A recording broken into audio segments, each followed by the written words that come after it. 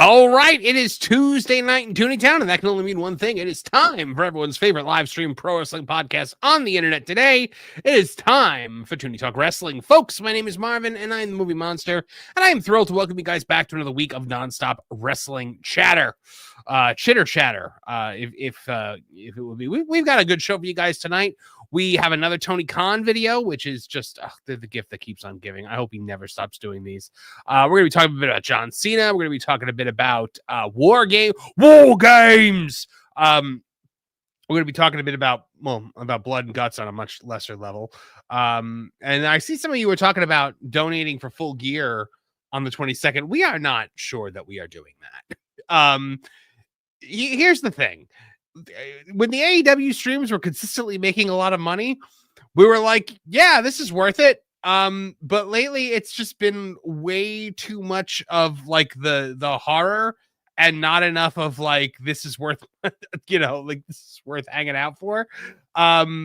So we're not sure. We're going to see how things go the next couple of weeks, and then we'll make a decision about Full Gear. But at the moment, I am perfectly fine not doing it, so we will see. When you actually don't want to do something, it makes it a lot easier to not do that thing. He stole a Hogan shirt from a girl. His actions make a righteous fool. He fantasized about Alexa Bliss. Who is this guy? He's Arcadis. What up, buddy? Hi. I have a very easy solution to that Full Gear conundrum that you have. Just not doing it? No, we split it in half. We say if we get the first 500 on Tuesday, we'll do Full Gear, and then if we get another 500, we'll do the scrum afterwards. Oh, no. No. No. They're not getting $500 for the scrum. Like that's well, no, it's $1,000 because they donated half of it on Tuesday. Yeah, but no. See. No, that's not gonna happen. We will see. Like I said, I desperately don't want to do it, but like at the end of the day, if there's a big outcry for it, we can do it. Yeah, if people want it and they show us that they want it, we can do it. If they don't, then I'm not gonna do it. Like it's I sit there all day dreading it. So there's plenty of other things to do with it. I don't like doing it in terms of watching the show. I do like hanging out with you, and I do like hanging out with the chat and that kind of stuff. That's fun. But when it's really bad and the chat kind of fades away towards the end and we're just kind of sitting there by ourselves watch, because that's usually what happens is by about 2/3 of the way we lose like half the chat, so they're not even really talking and we're just kind of like man. So if you guys want to do it, if you guys want to get lively about it, excited about it like we used to be, absolutely we'll do it. But it seems like another case of AEW apathy where that's the thing, because I feel like AEW has hit the part of brand death where it's people are just apathetic to it. They don't even want to hear it be made fun of anymore at this point. Right. Like like I said, the epilogue stage. That's where we are right now. And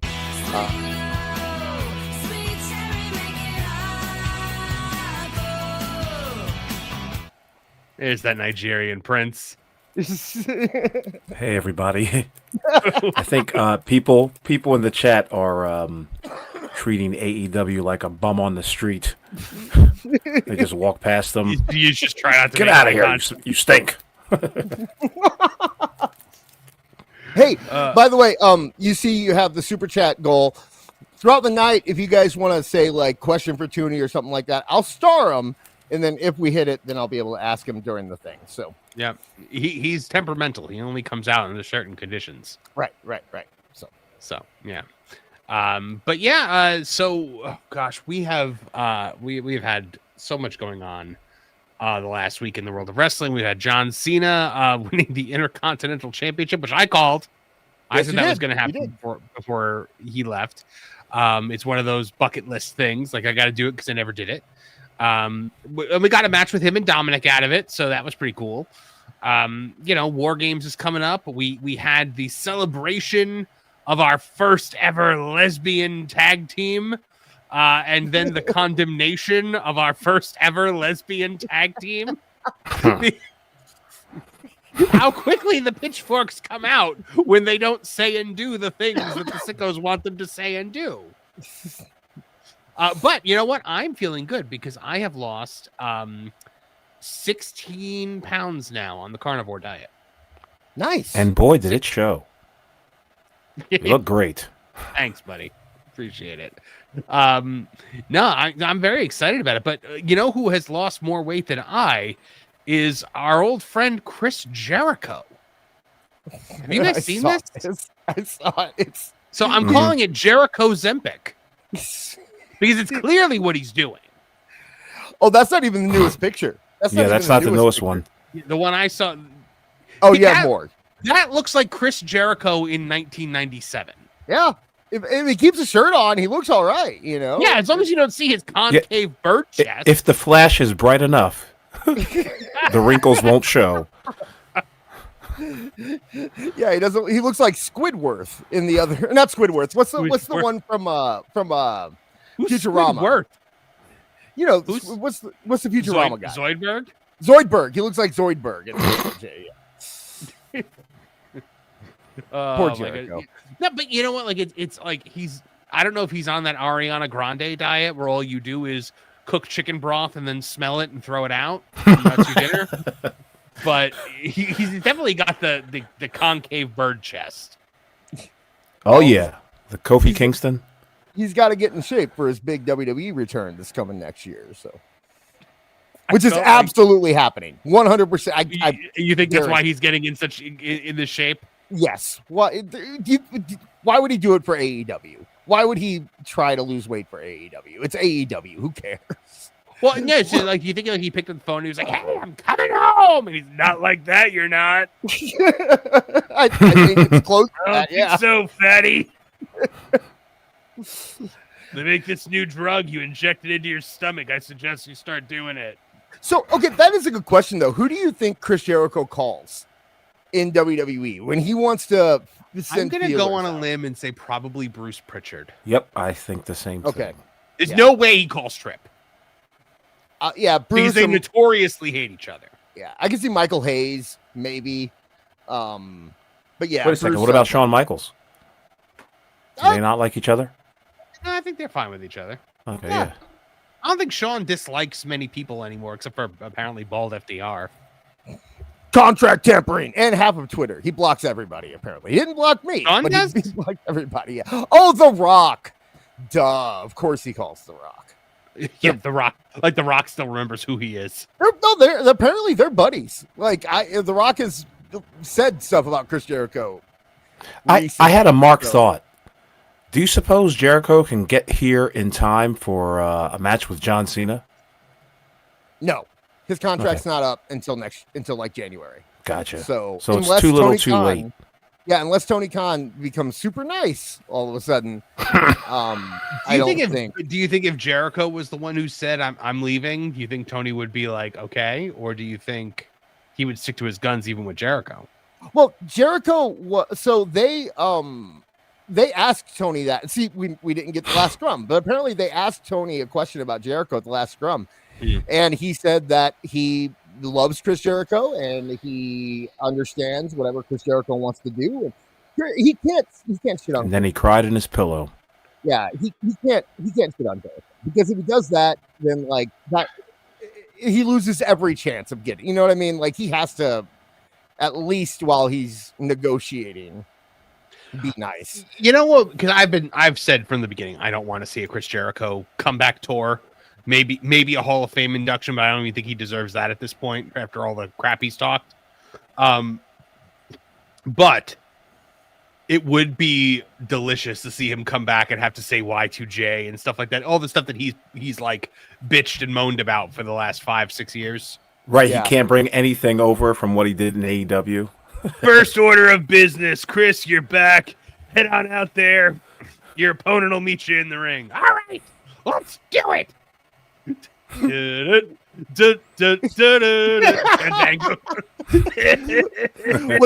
What's funny is that he could bring stuff over. Like remember Jericho himself, he's smart. He trademarked every single thing he did himself.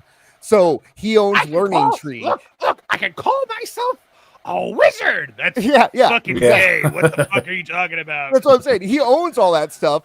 And I would love it for him to show up and be like, look what I have. And Triple H is like, okay, you're Y2J now. That's what you are. Yeah. I'm the Ocho. Yeah, no, you're not. You're the Uno. Now get out there. You're Y2J. You're going to make a list. You're going to talk about the Ayatollah of rock and roll up. Yep. That's what you're going to do. Wear your light up jacket. Where's your fucking light up jacket, you little queer? Oh, we got one. Ewan for $50. Thank you so much, Ewan Cumia says, I never want to see Jericho again in either company. I'm with you. He outstayed his welcome with me big time. I do not want to see him. Like, that was the thing. Like, just because somebody goes from one company to the other doesn't mean I instantly like or dislike them. It's a matter of what it's going to suck, Marv, there. when we're in the minority when he comes back. Oh, because all the WWE fans are going to love him like Christ again. Mm-hmm. Like he wasn't anywhere else. Well, a lot of people have been sweeping for Jericho his entire time in AEW. Saying like, this is just him working. He's old school. He's got to kiss up to the boss and stuff like that. But the thing that people don't remember is that this entire ratings kerfuffle, all the dialogue that we've had about ratings is purely because of Chris Jericho. Yeah. Like, honestly, I've never judged what I like based on ratings, but the AEW fans always did because of Chris Jericho. So it was fun to use that against them for all those years when people actually cared. Now they don't. But it was fun to use that against them. But in honesty, for me, do you think if and when Jericho goes back, how quickly do you think he turns on Tony Khan? How quickly before he starts bitching about what it was like there? Nah, he's going to go the Cody Rhodes route. He's just not going to say too much about it. Shut up. Yeah, he's just going to shut up. Same thing with Punk. You would have thought that Punk would have done it. And Punk did it. Punk did it. Okay. Chris where the fuck were you? When he went on Ariel Helwani, it was like... Oh, yeah. You're right. Sorry, my bad. And then we took a victory lap around the ring. Here's what you'll get. You'll get Jericho saying, CM Punk, I never thought he was a problem in 8. Like, you'll get that stuff. Yeah. I never understood why why they let Cody Rhodes go. I think that was a big mistake. You're not going to get him coming out and talking about how he's a Nepo baby and how, you're not going to get what you want, but you're going to get a little bit of it just because anything that he can use to kiss up to people in WWE, he'll do. Do you think anyone that ever leaves there is going to go the route of he's a Nepo baby, he's this, he's that, and all that other stuff? Because Punk just called him a clown. I mean, I think Rusev is on the verge of doing it. I think Rusev wants to do it. Test me one more time, baby man. Please, I am begging you. Push me one more time. I think the most fans say one more deranged thing about me or my ex-wife. I double dare you. They're back. They're together, man. My ex and now once again wife. Yeah, really. Were you saying awful? I'm sorry, I cut you off. Yeah, go ahead, awful. No, I was just gonna say that I think they gave CM Punk the grace to say what he said on Ariel Helwani, and I think the most that we're gonna ever get out of Chris Jericho is just like, I'm back home. Where were you? We're not gonna answer that question, but I'm back home. After saying that he never wants to go in the WWE Hall of Fame, WWE Hall of Fame's a joke. Right. You know who I'd want to hear from, who I think might be the one that will eventually do it, is Aleister Black. No one's interviewing him. No one is reaching out to him, and usually maybe there's a reason for that. Yeah, I was gonna say usually the CBBs and the RL Iwanis and all those guys are, chomping at the bit to get these guys when they first jump, and no one interviewed Aleister Black, and I think there's a reason. I think he's a little more unhinged than the rest of the guys because he came back. Maybe he didn't sign an NDA. I don't know. He came back and he looked like he had something to prove. You know what I mean? Like, he came back in better shape and working better than he had in years. So Timothy Draven just asked this. He goes, if Chris gets inducted next year in the same class as Stephanie, do you think we'll get a reenactment of the filthy, dirty, disgusting, skanky, brutal, bottom-feeding trash bag hoe routine? Never. No. Never in a million bajillion years. There will be an apology for all that, though. Yeah. No, that will not fly with the modern wrestling audience. Are you kidding me? No, it'll be something cute. It'll be like, he'll walk out with a dog or something like that. Like there'll be a little bit of a reference to their old stuff, but it won't be anything like that. They'll have different adjectives. Yeah. Safer adjectives. Safer. Yeah, Chris Jericho, he has a lot of songs, but the one he's singing now is Ozempic. Lose the weight. Yeah. Guys, as you know, this is a show made for you, financed by you. We count on your generous super chats to keep the lights on around here. And as such, we do stop between our topics to take your super chats and see what it is you guys want to say. We do break, as we just saw, for super chats of $50 or more. So if you send in $50 or more, just let it, we will stop whatever we're doing and talk about what you want to talk about. So you and Cumia says Triple H says Glom Gold and Tony says Glom Gold. Well, they probably would, but Glom Gold, Glom Gold, Glom Gold, Glom Gold. And Regina Sharp checking in. All the clips today. All the clips. Marv, you're in a jar. You sound like you're in a jar right now. Hold on. There you go. You're back. Oh, am I back? Yeah. Yes. I literally did nothing. Yeah, I don't know. You're back. I'm all verklempt. Discuss amongst yourselves me right now. This message brought to you by Glom Gold, Glom Gold, Glom Gold, Glom Gold. Always has been, always is, always will be. Regina Sharp 45 checking in saying, does Tooney refuse to answer questions if he sees his shadow now? He does get scared and might scamper away. So Regina Sharp also says, perfect Marv hate match, Jericho versus Jey Uso. Y2 Yeet. I guarantee you there will be a Y2 Yeet tag team at some point in that year. Maybe. Yeah, I could see it.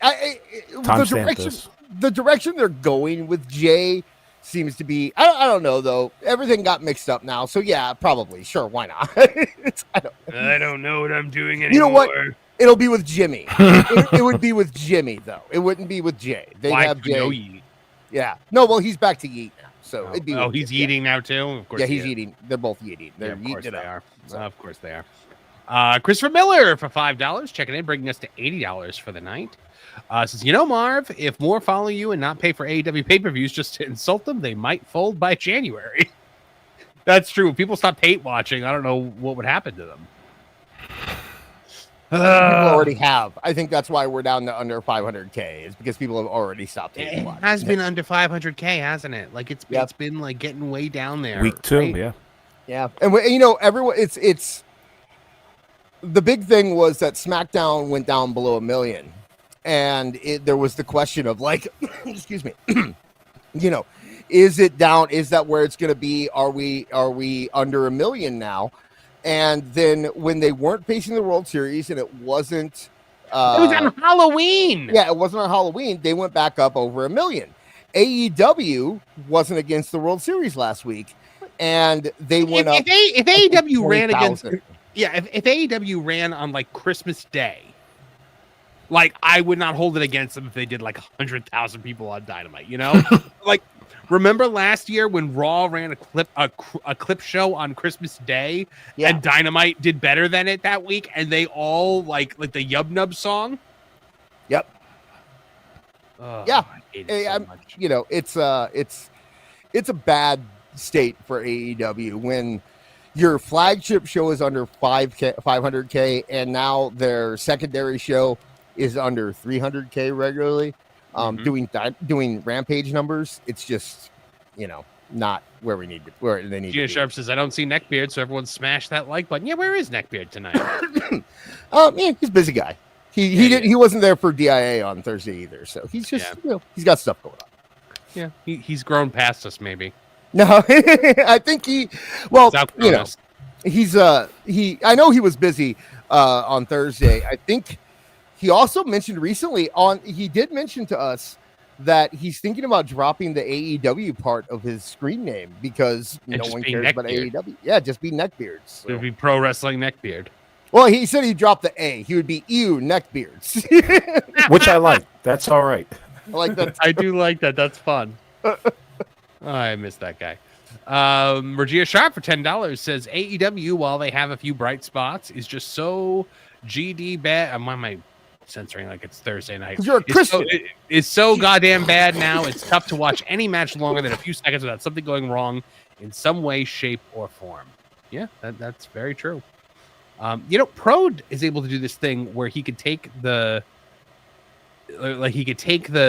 super chat and make it bigger somehow. I don't know how he does it. He's magic. He is magic. Oh, Beard's here. Beard's here. Oh, Beard's here! Hooray! Oh, that just got me so excited and relieved. I'm like, it doesn't feel the same without Neckbeard, AW Neckbeard producer extraordinaire and mod extraordinaire out there in the chat with you guys. He makes me laugh at least 5 times during the show. I don't think people realize that Beard is a real person, right? Yeah. Like he has to do things like cook Hasn't dinner he been accused of being all of us at some point? Yes. Yes.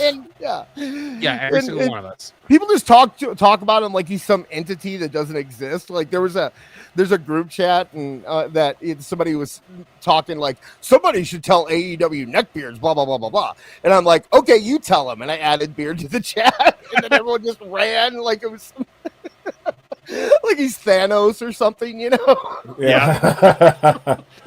Sorry guys, I had 3 hours of sleep last night. Oh.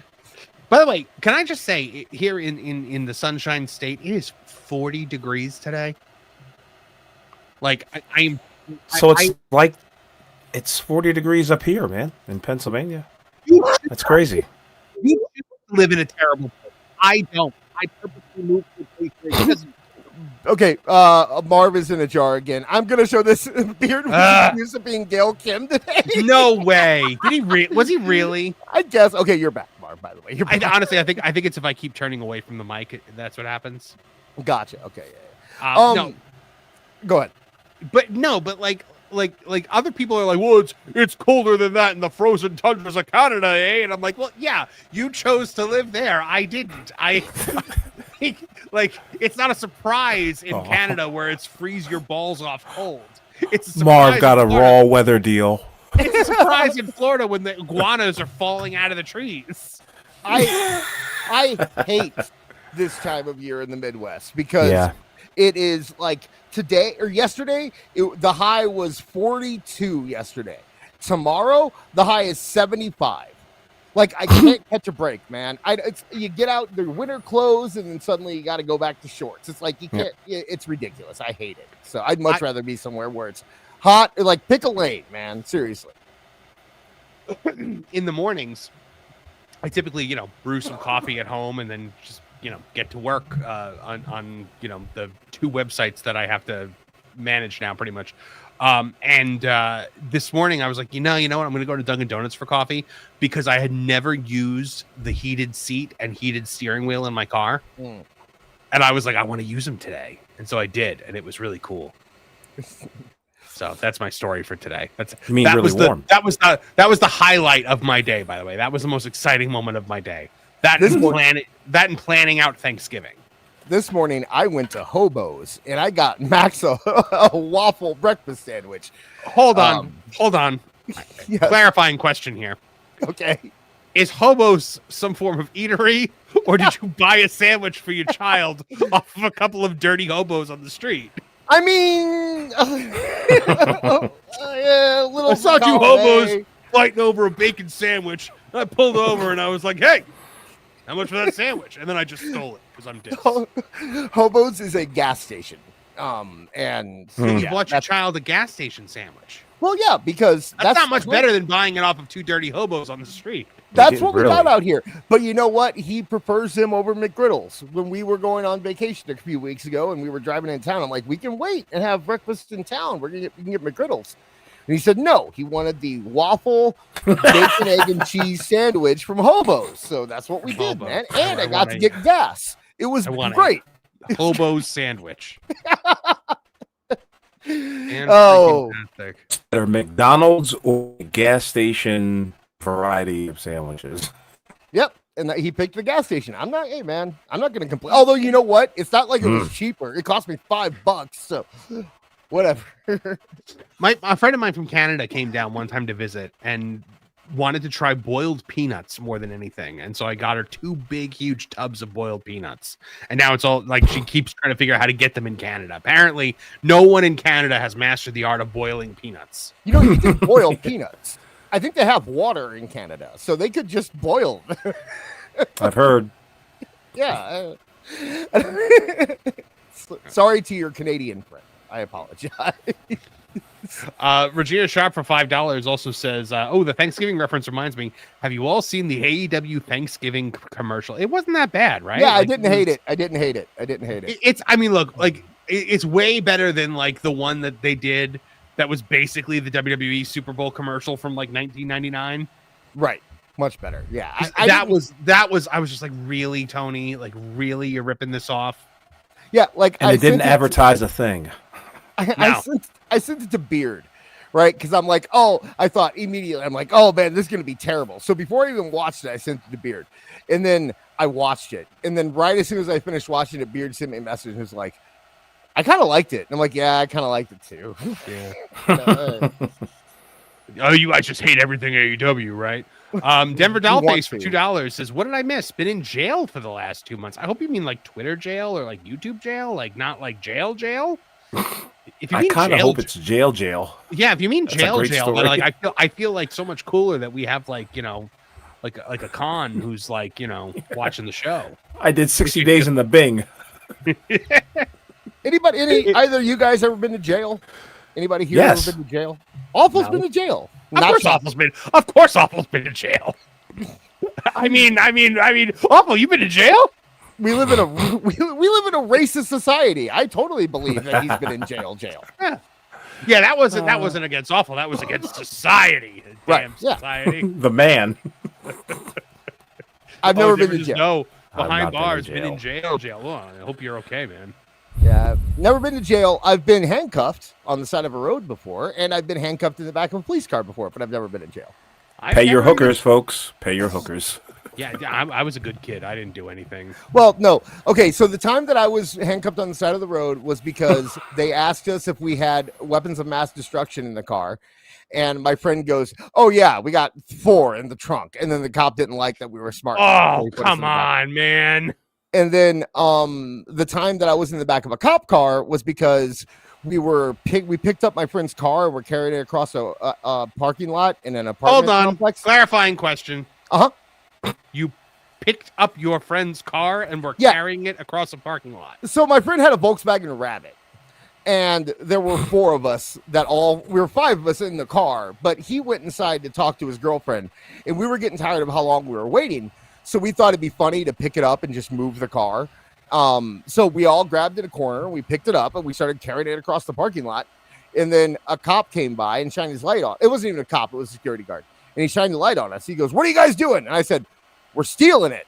And he didn't like that. So you and your friends are the literal worst people. Like, you are getting exactly what you deserve. I was 17. They can't watch their mouths. I was 17. My dad thought it was funny. My dad, who was a former cop, thought it was hilarious, and he said, I would be patted. That's why you're fearless, because your dad's a cop. You're just going to get right out. He goes, I would have patted you on the back if it wasn't 2:00 in the morning and you woke me up. Oh, man.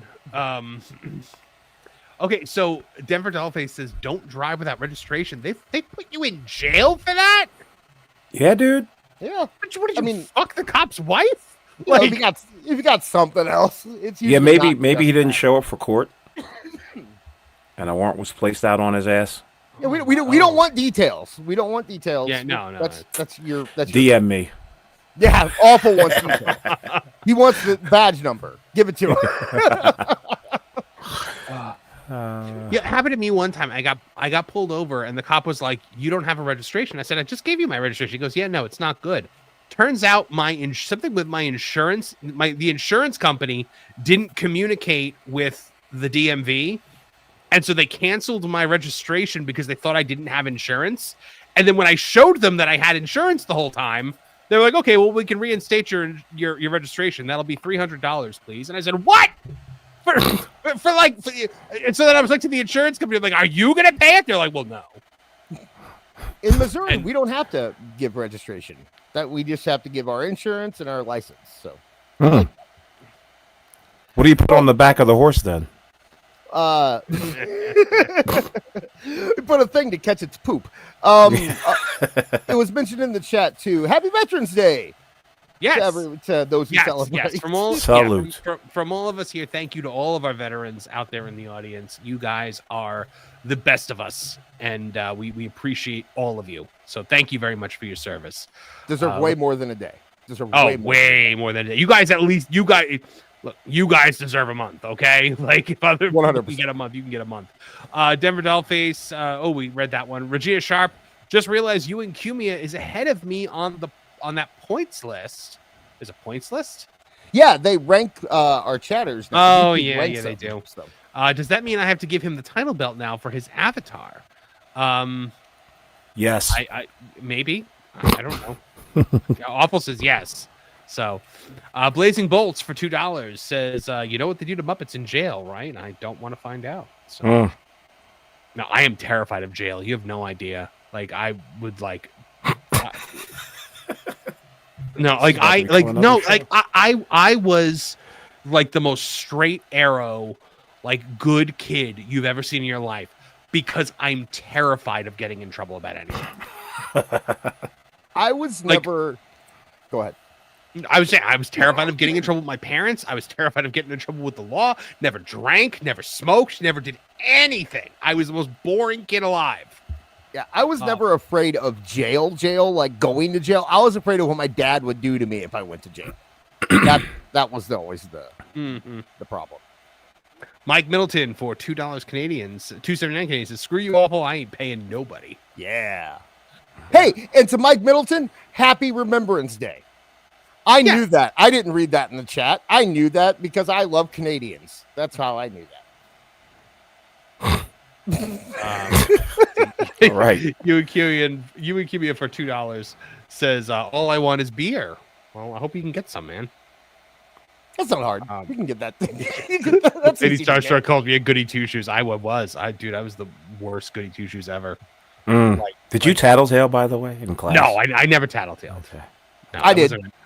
Of course you did. Yeah, I did. You would sell anyone for even 100%. for even a momentary benefit to yourself. 100. Pat on the head. Yeah. Only when you are the Buff Bagwell of life. Well, I couldn't fight, right? Like I can't fight. So it was always just like sad to hear. What else can I do? My brother would always be like, just punch him, and I'm like, I could die. I don't want to do that. Oh no! Like so, when you say you can't fight, you mean like because you could die? Right? Yeah. Like if I get hit in the head too hard or something, I'm dead. And so right. I can't, Oh man! Hold on, let me write this down. That. It's hard to defend myself. So it was much better. You'd when think that you'd be less of a nudge, be, like right. You'd think he'd be less punchable. Yeah, like you think that you would like really try to be nice to everyone and not steal from people and like things like that. Hey, no. I'm nice. People always talk about how nice I am. I just do. I'm sneaky. Okay. You know what happens to sneaks eventually? They get punched. Yeah. Well, I did get punched. I got in a fight. I did get into a fight in like 6th grade, and I won because I elbow dropped them. But that also taught me that, how sometimes you say people just need, you always know a guy who just needs to get punched in the face. I got punched in the face, and I knew not to be sneaky and a tattletale anymore after I got punched in the face. So, well, there you go. Christopher Miller for $5, bringing our total up to 112 for the night. Says, how come I really want to see a buddy comedy movie with Marv Diss and Awful in jail? How long until Marvin Diss or Awful's bitches? Put down the blunt, Christopher. The first thing you got to do is you got to punch the biggest guy in the chow line, right? Right. And then immediately be killed. on Saturday when we did this, I'm picturing Diss like walking up to the biggest, blackest guy in the and just popping him in the face and hurting his hand and then just being murdered. No, I go the other route. I just immediately grab Awful's pocket and I'm just following him around. Yeah, there you go. I'm owned. He owns me. Don't touch me. He's protecting me. You think they're not gonna mess with Awful? They're gonna be like, "Hey, Dave Chappelle." Yeah, come on now. Yeah. Awful is. I'll be holding somebody's pockets. Yeah. Awful is delightful. Awful can. I have a feeling that Awful's one of those dudes who can just blend in anywhere. Anywhere he goes, people will like him. A chameleon. So you think? So let me get this straight. You're saying that Awful, the one black guy on this panel right now, can blend in well in jail. I said anywhere, asshole. We said like a raccoon. We were specifically talking about jail, but Yeah. speaking of raccoons, so tonight my wife and I are eating dinner. All of a sudden, we hear like this noise come from the backyard, and we hear it's like it's like I'm like, there is something out there, and she's like, do we go outside and look? I'm like, no, we do not. It's like, because like I am like pretty sure it's some form of like rabid animal, and I'm like, I got a show to do tonight. I am not going to the hospital or bringing you to the hospital. So we're kind of like looking out the window, and then we all of a sudden these 3 raccoons like dive into like our field of view, and 2 of them are wailing on one of them.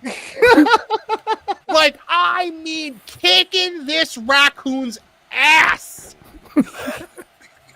And I'm sitting there like, what do we do in this situation? Nothing, right? Like law of the jungle. Like, but then I'm thinking to myself, what happens if I go outside tomorrow and there's a dead raccoon on my lawn? Then you move it. It's I'm never touching a dead raccoon. Marv, you're talking to 2 country boys. How dare you talk about like? You got a tail. You throw it in the woods. I'm gonna have to go buy a snow shovel, and they don't sell them here. Oh, you know what you do? You make a hat. That's what you do. You find... Oh yeah, Davy Crockett. Yeah. Marv would look up raccoon exterminators. I don't have a raccoon. Do we call animal control? I'm like, that's what we would do. I don't have a coon skin hat. I do have a skunk skin hat, though. If anyone wants No, you don't. Yes, I do. 100%. I bet he does. Yep. Yeah. Absolutely. I could pull it out. I'm within arm's reach of it right now. Like when I heard that noise, I was like, at the time, I'm watching freaking Supernatural, right? So I'm like, okay, it's a demon out there. Like, things I do for Trish. Anyway, we have a few more super chats where we actually start talking about things that we're supposed to talk about. Let's see. Mike Milton for $2, bringing us to 114. Also, I love your Norm Macdonald picture. Yes. Says, dis equals Norm in dirty work. The disrespect. That's the nicest thing anyone has ever said to me. Yeah, you're giving him way, way, way too much. I love Macdonald. Still got to get that dirty work. They're saying Trish will be happy to hear that. Don't tell her, all right? Because I'm supposed to tell her on Tooney Talk TV. So don't say anything, guys. Keep it quiet. It's just between us. Yeah. Okay. Yeah. And Blazing Bolts for 5. Bringing us up to 119. Says, that's not awful. That's Teddy Long, player. Holla, holla, holla. Marvin gets booked versus The Undertaker. So now you're Teddy Long. A lot of drinking in the chat tonight. You know what? I think it's hilarious that I've convinced the internet that you're 60. Like every time someone tries to dunk on Awful now, they say, "Oh, you're 60 years old." I'm the only person who ever said he was 60. Also, why is that a dunk? Like, oh, you've lived. They hate their parents. That's why. Yeah, they don't like old. But yeah, like all these people who are supposed to hate us obviously listen to the show because this is the only place I've ever said Awful is 60 years old. So hi, all you trolls out there. We appreciate your business. Scoundrels. Yeah. But yeah, no, like that. So if I just really hope there's no dead raccoon on my lawn tomorrow. I'm gonna be really pissed. Dude, you know what? I'm starting to get a little sick and tired of City Boy over here. Yeah, talking about what? I don't deal with these things very often. Look, I enjoy animals like from a distance. Okay. You know what's gonna be funny is when nothing to be afraid of, Marv. When Marv's wife goes out there and grabs it by the tail and throws it in the trash can. That's That's probably what'll end up happening. Gives it a punt in the neighbor's yard. That's probably also what would end up happening. Yeah. I think Animal Control would laugh at me if I called them and was like, "Hey, there's a dead raccoon. Come take it away." No, not in Florida. No. No, you'll be fine. Okay. You'll be fine. Just have your wife show up. Don't show up. They might. I don't know laugh what at kind you of then. diseases this thing has. Also, I don't want to touch it. No, we're not advocating you touch They were it, making. but, They were making. Don't be afraid of it. No, I advocate touching it. If it's dead, just put a glove on. Be a It's man. still got diseases. Yeah, so do I. So what? Regia Sharp for 5 says, "Awful isn't 60. My faith is shattered. My delusions, my precious, precious delusions." You guys and your ageism. Yeah, I actually have no idea how old Awful is because we're not 9 years old and we don't sit there. I don't introduce myself by being like, "Hi, my name is blah blah blah," and I'm ASL. Holy shit, Marv must be the accountant in the mafia. He can't even handle a raccoon. Okay, number one, it's called a consigliere, and 2, there's no such thing as the mafia. Oh yeah. All right. We should talk about I have wrestling. had it. I have had it with the disrespect for all the mafia jokes that I get here and on Pro's show and on Lauren and Apollo. You know, it is gone too far. All right, and there are consequences for such things, guys. You're entitled to shit. Oh man. All right, so let's talk about some of the things we actually have to talk about. John Cena. John Cena is a Grand Salami champion. Good for him. He deserves So it. I was happy for him. I was Yeah. really happy for him, and we got it. We got a match with him and Dominic out of it. So The match was fantastic, by the way. It was Yeah. a very good match. mhm, Very I good watched. match. Yeah, I watched some of it before we went on the air, actually. I think that this was a great move, and so now it looks like whoever defeats John Cena is so Gunther is getting his IC title back. Yeah, You know, which Yeah. is good. The IC title, since Gunther lost it, has kind of lost some of its, Oh, you mean putting it on Sammy wasn't the right move? right? Yeah, it got a little bit better when they had it on Dom, but actually, I think it brought down Dom a little bit. You know what I mean? So I think putting it back on Gunther, let him have a run. Maybe I'm sorry, win the just world what? title while he has it. It brought down Dom. How so? Because I think the fact that what you're doing, you're also devaluing the Mega Championship. Like, you don't want to, you just bought AAA. Right. So you want to make that title seem, in my opinion, you want to make that title seem as big as your title, at least the NXT title. But when the Intercontinental Champion has it, I think it does devalue the title a little bit. So getting the title off him, excuse me, especially when he loses it to a guy like John Cena, it's like, I can't believe there were people like Beard made the joke that like, oh, they're burying Dom, but there were actually people that were very upset that John Cena beat Dom last Really? night. Yeah. I think that the more upsetting thing was before Cena came out for the night and did it, here I am, did it, John Cena, did it, cheer for me. Like, that was the thing where I was like, what the hell is happening right now? It's starting Yeah. to become obvious, isn't it? Triple H, hogging up all the hot dogging and showboating all Dude, over the spotlight. I've said it before. He is attaching himself to the brand. I get it, man. When you're working for TKO, you got to make yourself he has to make it so WWE doesn't seem like WWE without Triple H. And There's a fine line though, I mean, that? he may be overexposing himself in the time. Oh, I mean, it may dude, become okay. a running joke. Do you remember Vince McMahon made himself the world champion and booked himself in main events of WrestleMania? Yeah, and people hated it. Yeah, but he did it for years. And now the same people that hated it are getting on Triple H about making himself the face of the company. At the same time, though, Vince McMahon was the most over heel on the roster. He had to book himself in, let's say, the Austin cage match. You had to put them in a match together. You couldn't not. Right. And Triple H is not booking himself in storylines.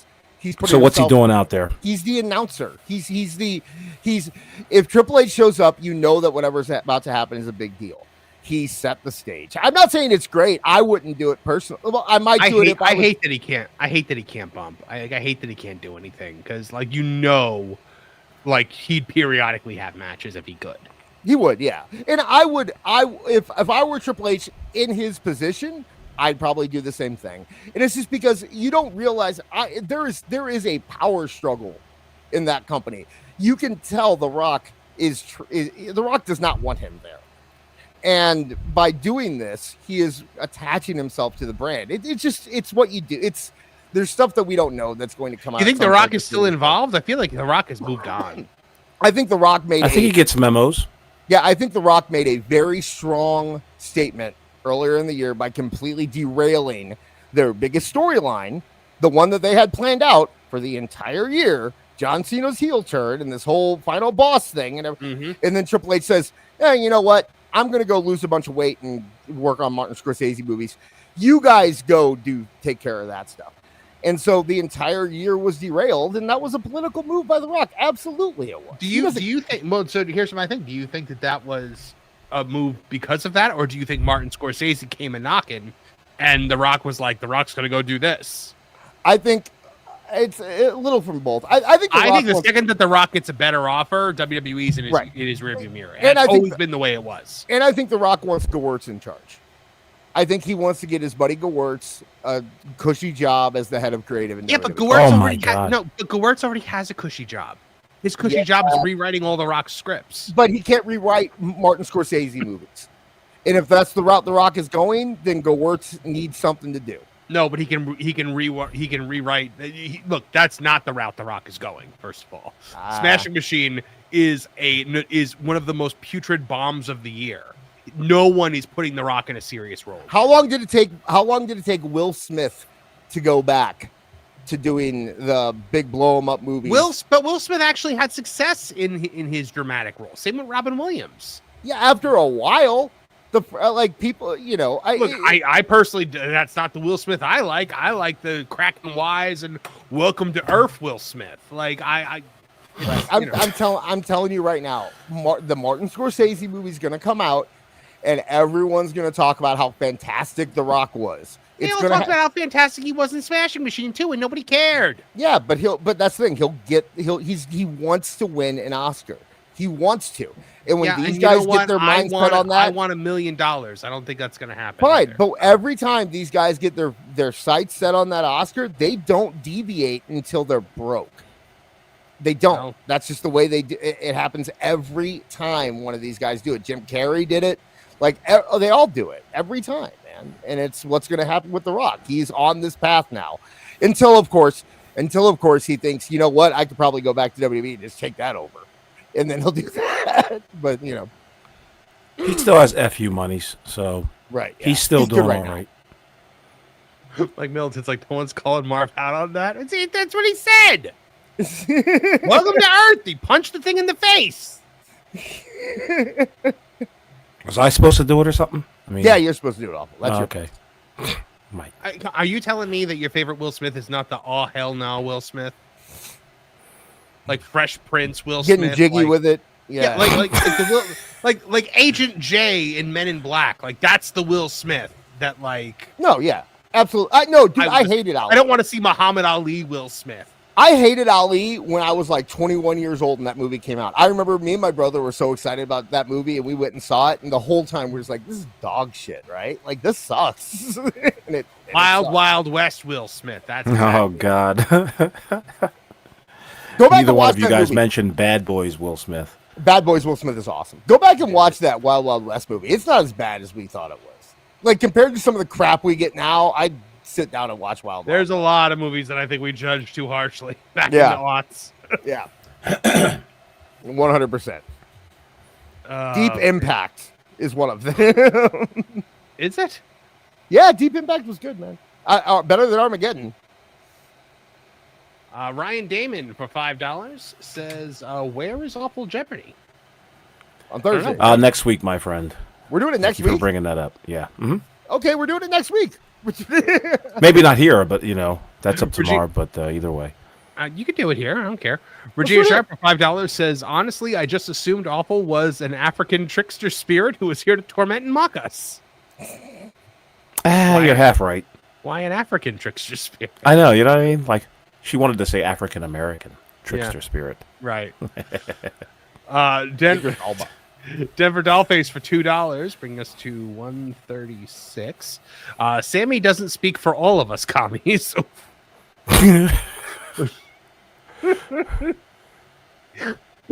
My favorite was when we had Travis on and somebody mentioned Sammy's name. He just goes, "Commie pig." Uncultured Barbarian for 5 says, "Why do I get the feeling that people who pick on Marv are about to be visited by guys named Carmine and Nunzio who have the middle name The?" Look, everybody has cousins, right? Brings us to 141. CWJ 128 for $2 says Cena sold more merch in 25 than AEW in total. I believe probably that's true. Did you see the top 10 merch sellers? No, I didn't. Or Dis? Yeah. No, who was it? Cena's on there. Alexa Bliss is on there. Rhea Ripley's on there. CM Punk, John Cena, of course. Dominic Mysterio's on there. Huh. Any of the luchadors with the masks and whatnot? Yes, Penta. Okay. Penta's on there as well. Oh, but Penta's so miserable in WWE, right? But I noticed something with those particular, merch movers is that all of their stuff is something that you can wear out. Yeah. Outside. That's Every single parcel of their merchandise. It doesn't have like profanity on it or a picture of a battered woman. No, they kind of look like rock shirts. You know what I mean? Like, punk rock shirts or at least something that doesn't, elicit professional wrestling right off the top. They don't have the name of the company splattered across the front of it either, which I respect a lot. Mm-hmm. You and Kimmy for 199 says WWE is missing Vince as a character. Do you think it is? Because I feel like I have not missed. Tell it.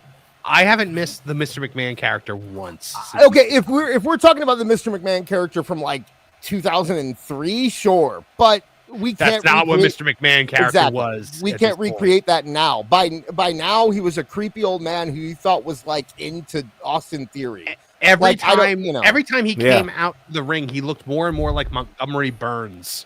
Yeah, like with the hunch in his back and like, and his pink lips. Like he had like we can absolutely purple. They're purple. Yeah, really. We can absolutely have nostalgia for the old Vince and want that back. But we also have to understand there's no situation where we can get that back at this point. Even if Vince got completely cleared and came back to WWE, he'd still be booking cuckold storylines. But here's the thing we have now. I am a little upset over the fact that we never got a promo from black hair mustache Vince. Yeah.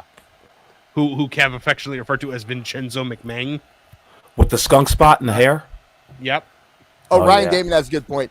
Cena has exclusive city shirts for every town. This is true. So when he's selling merch, he has one for everything, Regina Sharp for 5, bringing us to 150, halfway to the goal, says, in his defense, I'd probably go running if Scorsese asked me to be in a film too. Yeah, I don't fault him for that. No. I'm just saying that, like, I don't think he's, like, involved in this, like, big power struggle in WWE when he's, like, so busy in Hollywood right now. I think he was. What movie is he in with Scorsese? The next Scorsese movie. Well, he's in it. I don't know what it's called. Okay. But no, I would say that I think he was. I think that the problem is I don't think TKO should put so much stock into somebody who is willing to just bail on them in a second because Martin Scorsese calls. I get it. I get it that he would do a Scorsese movie. I don't blame The Rock for it. I blame Mark Shapiro and the guys who let The Rock manipulate it. I'm saying that in past tense. I can't say it, it doesn't sound like I am. But they let The Rock manipulate them back early in the year because they thought he'd be around. But we sat here on the show and we're saying he's not going to be around. Right. So why was he allowed to do that? But he did, and we saw what happened. So let's take a look at this John Cena tournament. Sorry. Rusev defeated Damian Priest. Sheamus defeated Shinsuke. Now we've got coming up The Miz and Jey Uso, Black Knight, and To Be Determined. You said Black Knight? He said Black Knight. Okay, Black Knight. Take your hood off this. No, I was thinking Monty Python. I was thinking merely a flesh wound. Who do we? So then Javon Evans versus Gunther, Solo Sikoa versus a surprise opponent. So what's the difference between surprise opponent and TBD? The person who wrote this is a moron. Oh, clearly. Okay. and then we have 2 TBD matches. So these TBD matches, it can't be like I don't know, like Penta or something like that, right? No. Like it's got to be like people who are like make sense in the situation. Well, the last 2 TBD matches could be, because that's just like NXT hadn't announced the matches when this came up yet. So NXT still has to announce their matches. So I'm figuring those 2 are going to be NXT matches. But the ones that are within, the LA Knight versus TBD and Solo Sikoa versus surprise opponent, those are probably going to be like Matt Cardona or Dolph Ziggler or Honky Tonk Man. Honky Tonk Man, or that'd be awesome. Oh, could you imagine if he comes because he wants to get the exactly. title back? Yeah, exactly. One of them is definitely Joe Hendry. I think that would probably be in the bottom 4. He'll probably get on the NXT because he's been basically in NXT for the past few months. Well, you guys have heard the rumor, right? Like John Cena kind of wants to front load Saturday night's main event with a bunch of NXT stars. No, it's not a rumor. He said it last night. Oh, okay. How about that? No, he said that this is really cool too.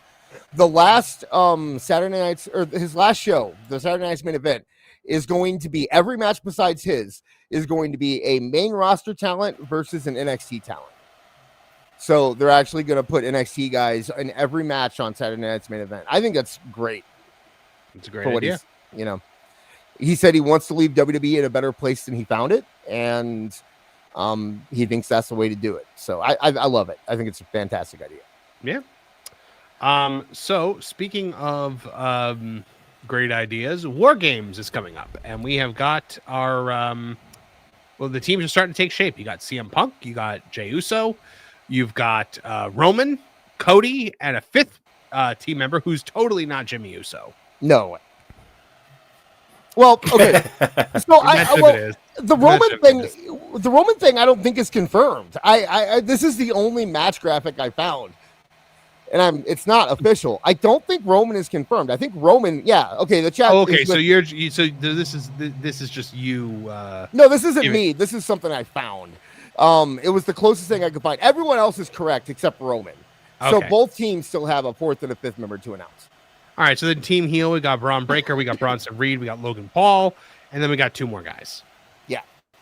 So the chat's asking, why do people think Theory would be in this? Because Theory was supposed to be the member of the Vision, and when Seth got injured, that all fell through.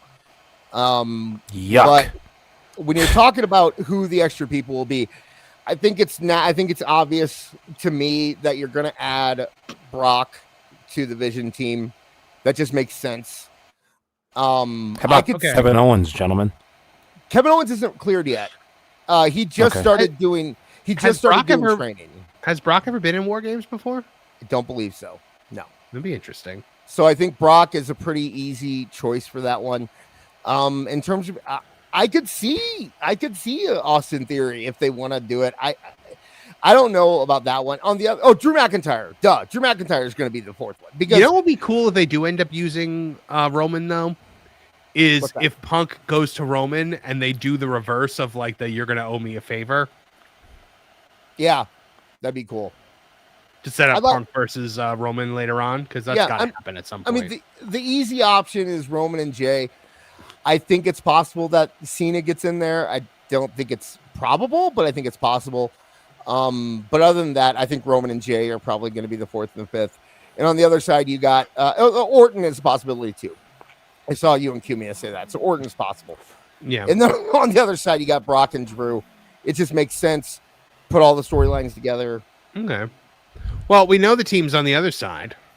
Well, there's still probably one to be announced for both, but okay, you want to run it down? Yeah. So on one side, we got Io, we got Alexa, we got Charlotte, and we got Rhea.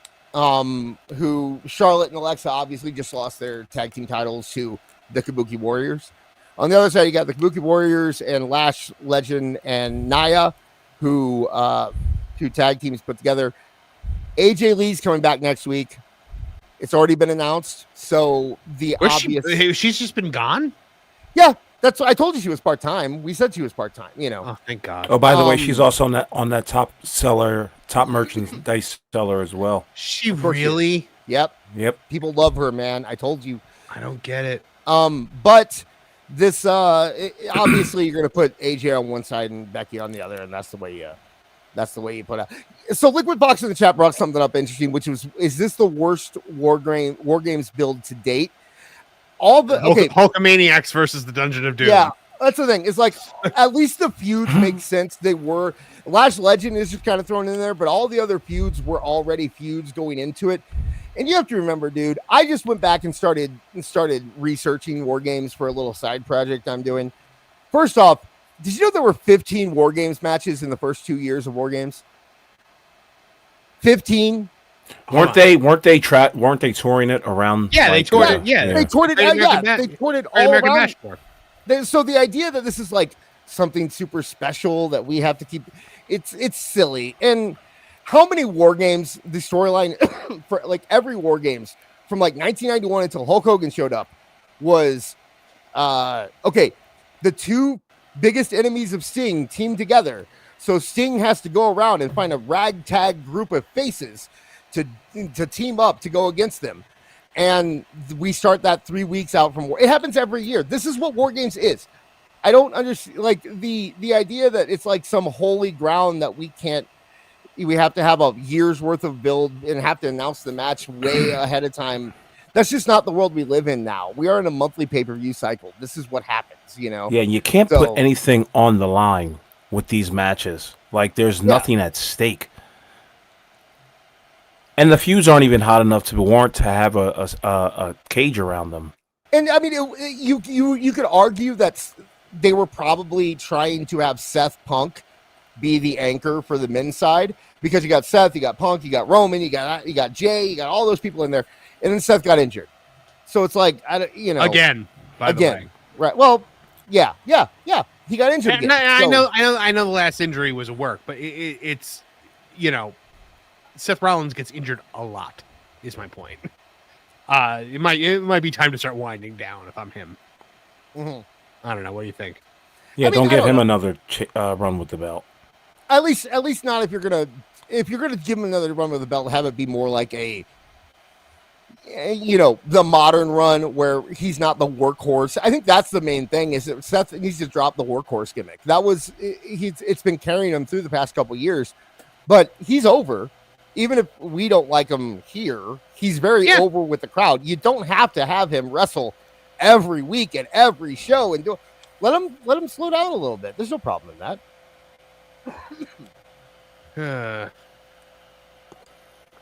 So we have that. Yep, we have a couple more super chats to get to. Let's get to those, and then we'll move on. We ran through the. Never mind. Women's War Games, I think, is going to be terrible again. Because remember, it was awful. It was really bad last year. Terrible. Nia Jax is in it. So, I mean, and Nia Jax was the thing that ruined everything last year. No, dude, last year you can blame just her. I am a Nia Jax defender, okay? But she was pretty heinous last year. She was terrible. She couldn't pick up Bayley. She like her outfit was messing her up. She couldn't run. She was just like plodding around the ring. She would take bumps late. She ruined that match last year. And I don't know why you put her back in, but here we are. Because she can catch people. Io jumps off the cage. She can catch her. Io always has to do her big, her big move off the top. That's right. She's padding. Mm-hmm. She's the crash pad. BT23 for $2 says, what was the point of the tag title change last night? I guess that put heat on War Games, right? And to get the titles off Charlotte and Alexa. I mean, I don't know how long you can stretch that story out. Oh no, Alexa thinks I was talking to her, by the way. My Amazon believes that I was talking to her. So God. I think that they order Nintendo Switch 2. They needed that belt taken off of them for a while. It's nice to get on a real tag team that can actually like defend it and do well, So. Mm-hmm. Virginia shot for 10. For some reason, it's not letting me make a super chat post again. So here's the money it would have cost. Wait, what? Super chat post? What does that mean? I mean, you just made a super chat. Yeah, you see it. I'm confused. It's right there.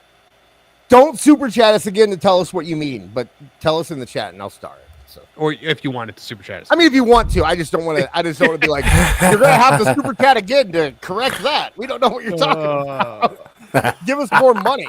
Nostalgic Nerd 90, that's a name I haven't seen before, for $2 says Cyjax525 and others isn't happy with this pay-per-view. I don't know what that means. Cyjax525. I'm not sure who that is, but if you want to tell us who that is, we can look into it. Absolutely. Yeah. Sometimes I'm worried that when the people super chat something, it's because they want me to like read aloud some like some spell that's going to like open up a portal to the fifth dimension or something like that. Cyjack 525 is a magic word. Yeah. Like change now with Captain Ginyu. I'm going to like switch bodies with them or something. Aleister Crowley for $5. Do as thou wilt. Klaatu Varata Nicta. All right. So, you know what? I still think from last week, remember how great it was that the AEW fans thought that Tooney had like really done his part to help the cause of LGBT visibility in wrestling, and how great that was, and how wonderful it was for these two deserving talents. Yeah, well, I do. What a different 1 week later.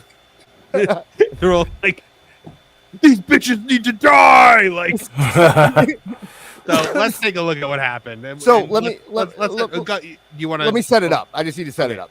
So the first thing I pulled was Dave Meltzer's thing, because he does kind of sum it up, but that goes over the timeline. And then afterwards, you'll see the specific posts that were made about it. Apparently, the whole thing is just that Nixon Noel, I believe is how you pronounce her name, and Miranda something, I don't remember her name. Anyway, they're girlfriends. They love each other.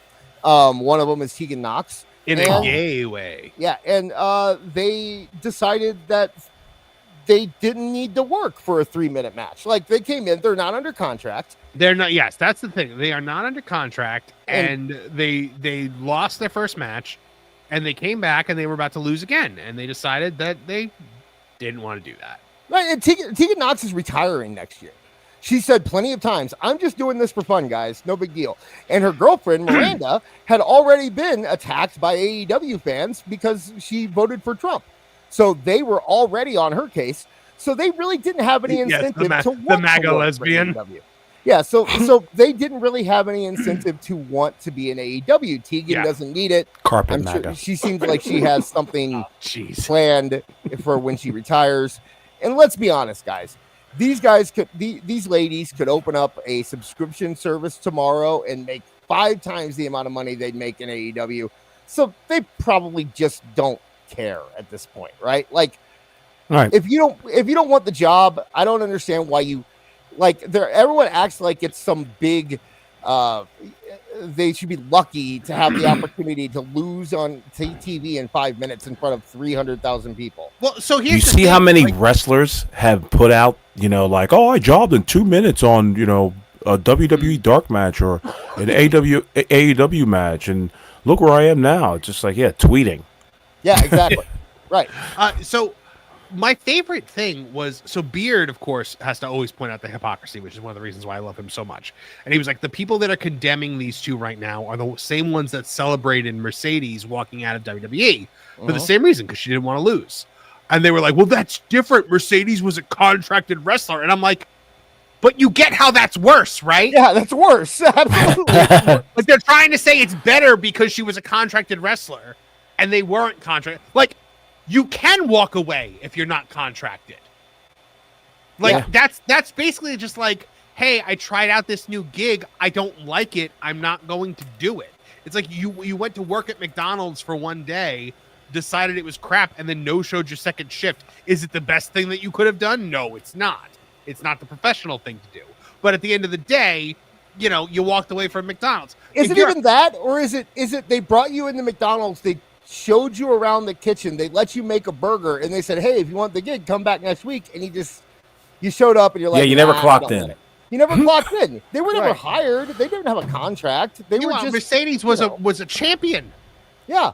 And she So we're going to be mad at these two girls because they know Tony Khan's pattern of just, hey, you job once, you're jobbing all the time. There Well- is no way out of it. And there are rare exceptions, like, I don't know, Will Hobbs, who's 300 you know what I mean? Like, he has a look. He can job and still, work for the company.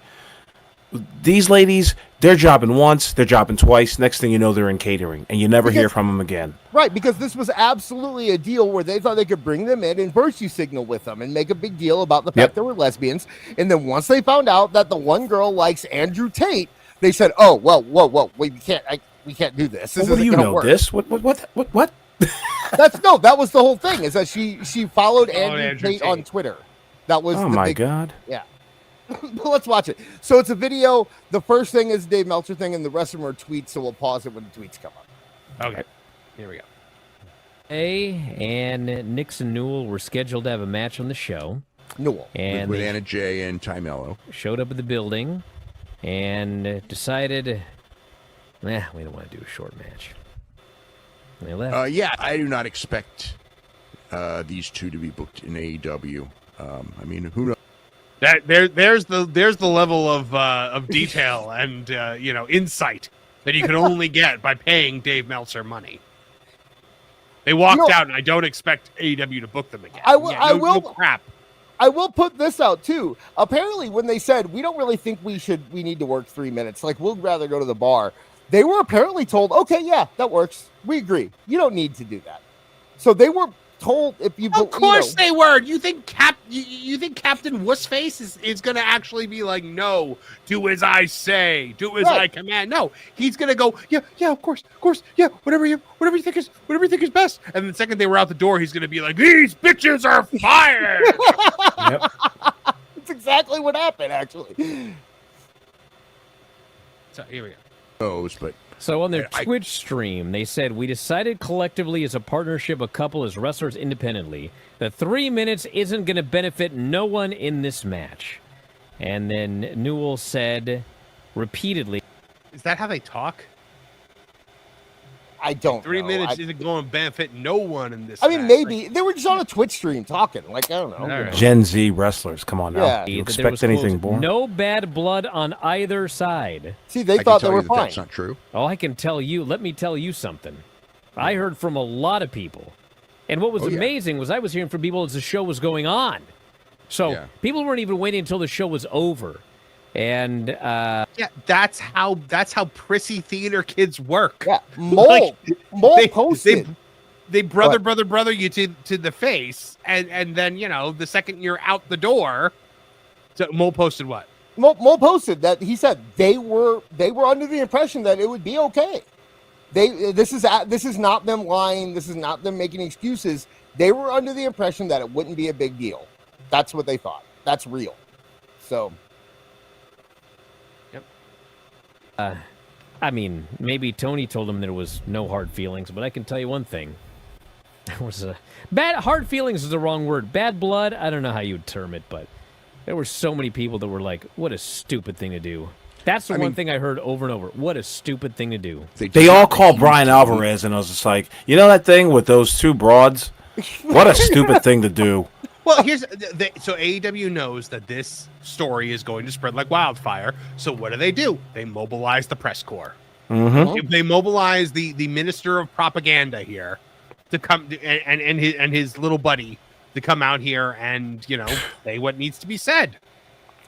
You know what I think is a stupid thing to do? I think a stupid thing to do is to go on a live stream and talk about how stupid they are and how all the wrestlers are right for talking bad about them after it's been public knowledge that they've gotten death threats from the fan base. That's what I think is a stupid thing to do, but hey, whatever. Well, and also, didn't they do the same thing to Stephanie Vacker when she was supposed to come back and wrestle Mercedes again and then decided she didn't want to? Yeah, absolutely they did. So. She didn't care because she was already in WWE by then. Mm-hmm. They wanted to have a competitive 10-minute match, and the show was laid out, and they didn't have 10 minutes for them, and that was that. Nixon did say in the that is the worst picture of her ever. She looks like a Muppet. Yeah. I love, okay, Like, Boris, she's a pretty girl. That is a terrible picture of her. Boris, none of us are denying that you have to do jobs before you get Oh a God, job. is he doing his stupid Boris thing again in the He's, chat? he's saying, oh, well, all these people did jobs Yes, before they got yes. signed. Yes. Yes, that's 100% accurate. But you know what? They don't have to. If they don't want to work there, they can leave. And they shouldn't be harassed for making that decision when they don't need the job. Come on. And it's okay, fine. You want to do that? You want to go that route, Boris? Please defend the death threats. Please defend everyone what they did to Miranda last week. I'd like to see that in the chat, but we're going to continue watching this right now. Twitch stream. This is my last 2 years in wrestling, and I want to have fun this last year. It is what it is. So basically, Look, is this the choice I would have made? No. I would have followed the money. I would have been like, this is a fake sport. I'll go out there for 3 minutes, and I'll probably make a hell of a lot more money than if I walk out of the building. Yeah, but know? isn't there a risk of injury just going out there? Yeah, 3-minute match. Yeah, dude. But You know what? There's more of a risk of injury in going out there for a 10-minute match. Is there a risk? True. Look at it this way, though. They were in the ring with Megan Bain last week, who wasn't selling for them, who was sandbagging them. Why would you? That increases the risk of injury. And if you feel like you're going to be treated that way in that company, that takes more of a reason to say, you know what, we're good. You don't need this. she's got 1 foot out the door. So Yeah. it's not like she's looking to have a 20-year career and she decided to walk out on AEW after she was released from WWE. This is her last year, she says. So why is it stupid? Okay, so here we go. Okay. Word. So this is from This is from Fightful. Word made its way around the locker room that Nixon Newell wasn't happy with the construction of her match with Megan Bain and Marina Shafir last week. One of the points of contention was said to be Megan Bain selling for Newell and Elise. An AEW source indicated that the frustration on Megan Bain's face during the match was legitimate, as she was frustrated with what appeared to be a lack of cooperation on some of the spots. It was claimed that, hold on, let me get rid of the thing here so that we can actually see what this says. It was claimed that Bryan Danielson even spoke with Nixon Newell and Miranda Elise and wasn't thrilled about the way the match went on November 1st, as it wasn't the goal that AEW had. So, it sounds like they went into business for themselves. No, they didn't. If you Mole clarified this. Mole, okay. I'm not allowed to pull Mole tweets, so I didn't out of respect. But he said, Okay. Let's talk about it. No, they weren't happy with the match, and they pulled Bryan Danielson aside, and Bryan Danielson agreed with them and said, yeah, that's not the match we laid out. Megan was not selling for them, according to our source. Okay. And these are publicly posted tweets. You can go look at him if he has his Twitter open too. Yeah. So, but he said flat out, Bryan Danielson agreed with them, and Megan Bain wasn't going to sell for him. And that's the way her thought was. And I understand it. Why am I going to sell for these people who aren't in the company? Why am I selling? It's just like Marv said earlier. It's just like Marv said earlier. Bryan Danielson might be a theater kid, brother, you in your face. And then, of course, him being on the AEW disciplinary committee may have a different tale to spin when the doors are closed. I don't trust him. Yeah, no, I agree with both. I agree with both sides. And the problem is that they don't have management or leadership that can control the situation. That this is just what happens. It's just it's a bunch of dogs out there.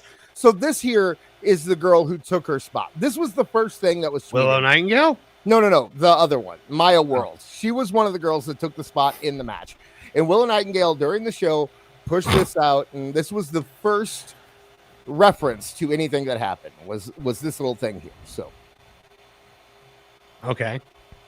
I said to her after our match this weekend, Maya World, the world is yours. She says it's been a fairly quiet 24 hours. Am I right? I don't get all this. No, it's showing that they're okay. She's willing to job in 2 minutes. She's willing to job, so she gets right. She gets the good right. tweet. Yes, right. She gets the added girl. Taya Valkyrie says, at the end of the day, this is a business. It is our job. It doesn't matter if you get 1 minute or 45. You make every second in front of those fans and on that TV count. It's an honor and a privilege to be part of the show. I've been doing this for 15 years, and I've been in every position, good, bad, champ, enhancement, and every single aspect of the show, small or big, is important. Make it count. And that's my TED Talk. And then Nixie XS says, my 2-minute ROH match got me half my followers a situationship. What's a situationship? It's Gen Z stuff. We're not really it's friends with benefits. Basically. Oh, fuck off. Yeah. And my favorite Nixie gift. Never turn down an opportunity to look hot getting your ass kicked. So the Taya thing is funny because I retweeted this and I put on there and I was like, okay, I understand they should have taken. I go, but don't you think that now that the Twitch stream has happened, the bigger issue is the fact that your fans are throwing death threats at them, and maybe that's worth talking about? And she blocked me. So immediately, because I legitimately think they have no problem with the death threats. Because they have never once spoken out against them. Well, they did when Rio got them. Remember? Rio got death threats for what? That was the whole thing. Don't you remember the whole thing with Gail Kim was that? Don't you understand that Rio was bullied on the internet? So you can't criticize her? Yeah, but she wasn't actually like people were just like, we don't want to see you wrestle, and that's bullying to them. Right. Gail Kim was actually getting, death and worse threats. That's my point. Is that they're big and they're tough and mighty when it's Riho, but then when it's somebody who doesn't like them or says something bad about them, then immediately they just act like it doesn't happen, Right. Well, it's what happens when you look Let's see. This is from Nixon. Okay. So we turn up Saturday hanging around, not told anything until just after the doors open. We're told, you're wrestling TJ. Cool. We come up with a bunch of ideas and we're ready. Then we walk away, come back. By the way, it's 3 minutes. Nobody's going to be happy with 3 minutes. We decided collectively as a partnership, a couple as wrestlers independently, that, oh God, fuck off. I hate everyone involved in this story. The 3 minutes isn't going to benefit no one in this match. It went to the other two females. Fair to them. There was never bad blood. We spoke to everyone involved. It wasn't a fuck you, we're leaving. We spoke to a lot of people about this, and they were all in agreement that 3 minutes wasn't going to do good for anyone. A lot of the people were in agreement with us. The producer said, no worries. Yeah, at the end of the day, I think they did AEW a favor by walking out because it sounds like they're not easy to work with. Like, okay, this is what happens when you say like at your job, like I'm gonna quit, and you just tell all your coworkers like I'm quitting today. Go ahead. Let me ask you this question, guys.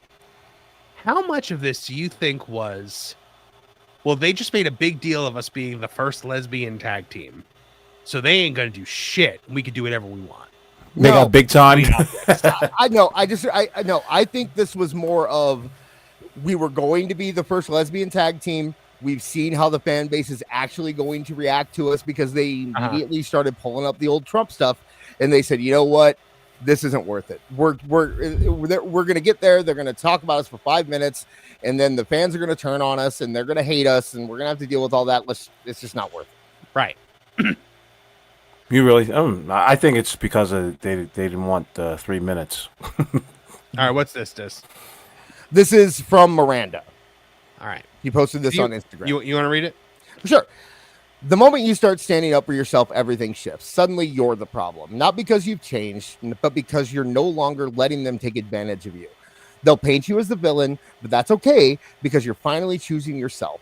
This is where your freedom begins. AZ quotes. God. I love making fun of everyone involved in this situation. Yeah, like why does everyone suck so much in this situation? I mean, if you have to pick one that's right, I'll say Tegan and Miranda were right, but that doesn't mean that I like them by any means. I mean, okay, so I'm going to give you my personal take on this. When you say you're going to do something, even if you have a handshake deal, you do it.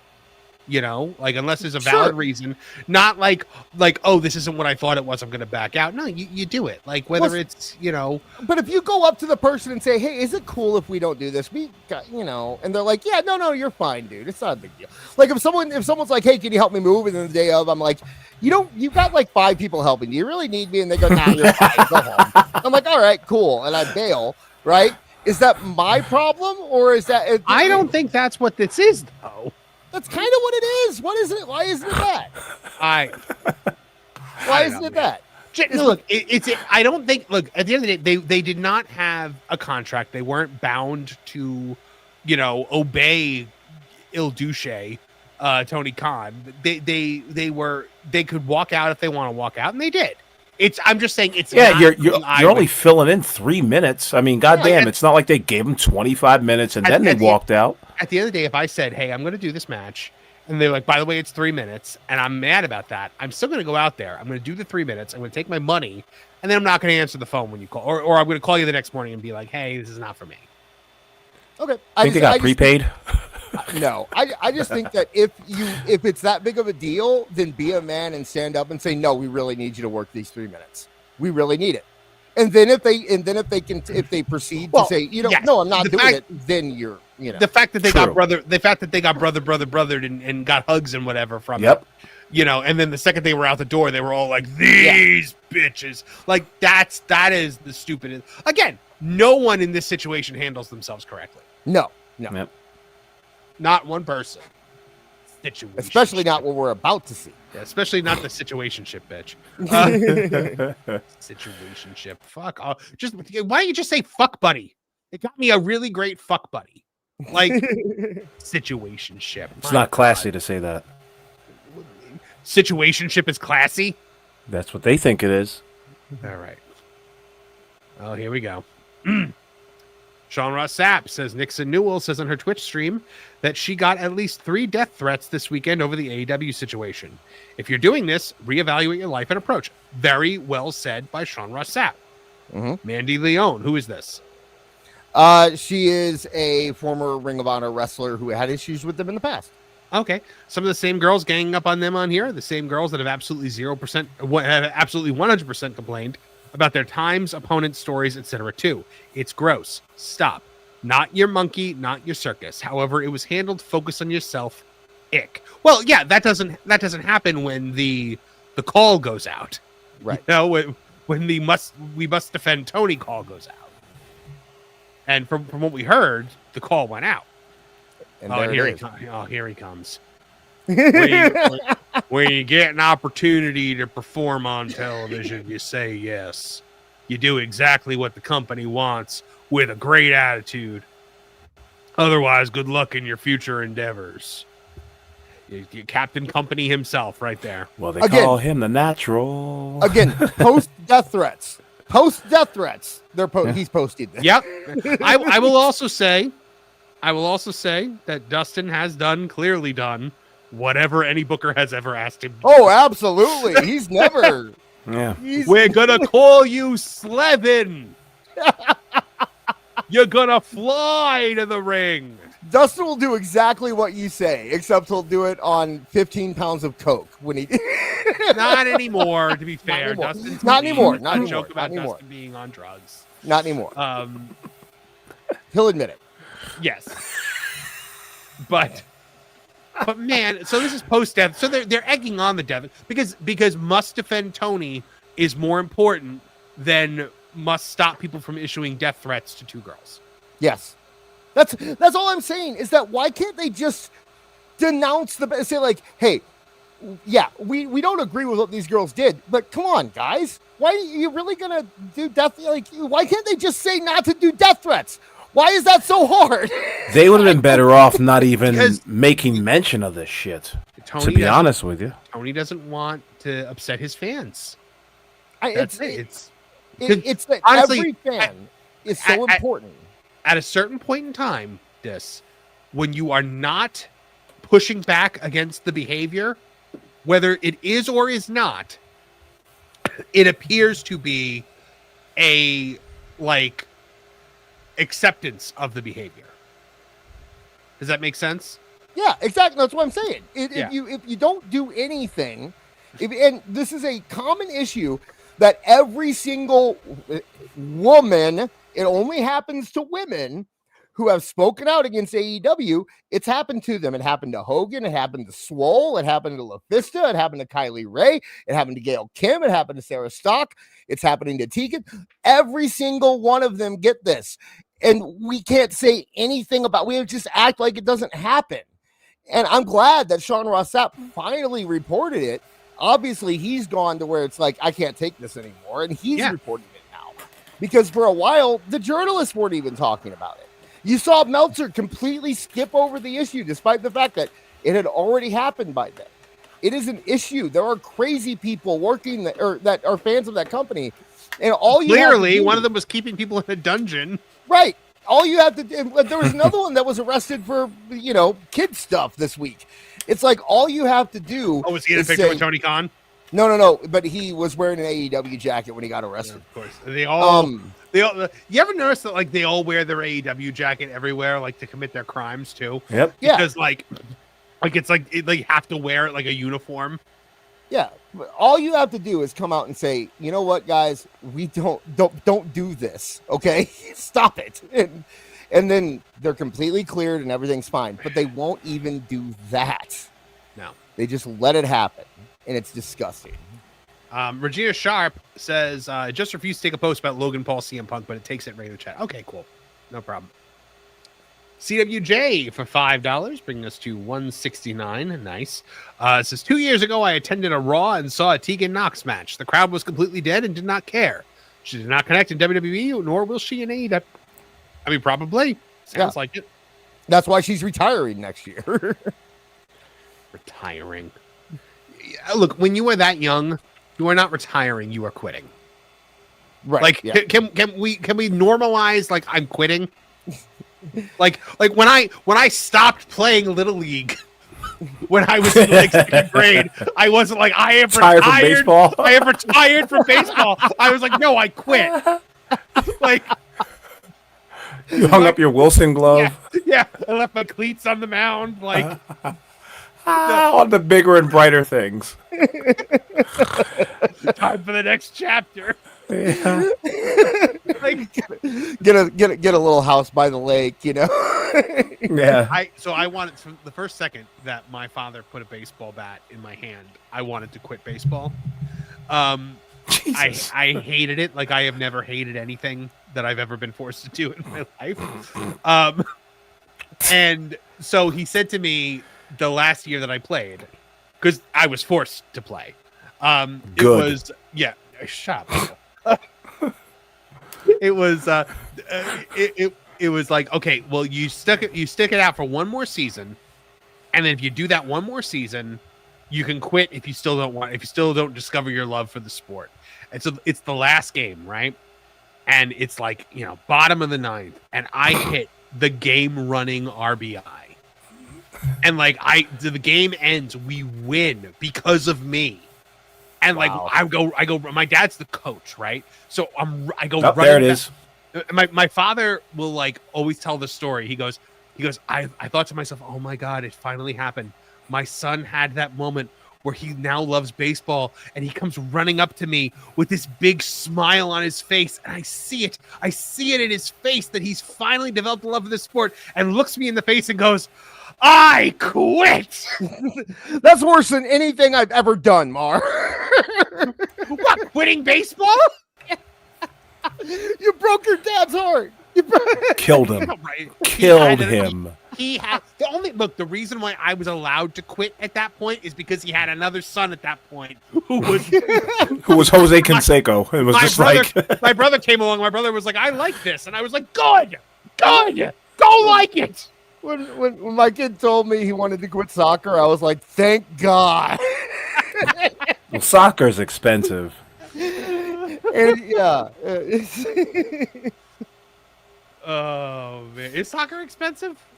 It can be. You got yeah. cleats, you got to do the stuff, and it's more just not fun.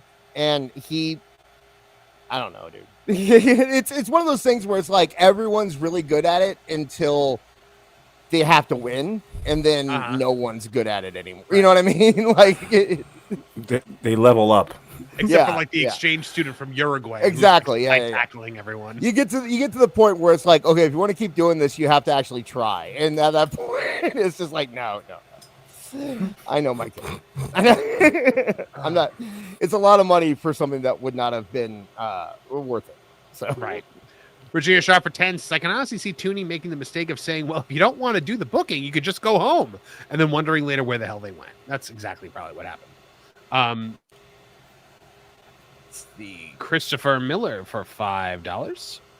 bring us to 184, says, maybe it's that everyone signing to AEW thinks they all have creative control from the start because Tony has no control over booking or skills. No control or booking skills. Yeah, I mean, look, at the end of the day, the guy presents himself as your friend and not a boss. You think he can walk right over him. That's why it's important to present yourself as a boss when you're a boss. Yeah. Gives them a post-it note and it's just like, here's your contract. Yeah. JJ Gosling for £5 sterling. That's proper money right there.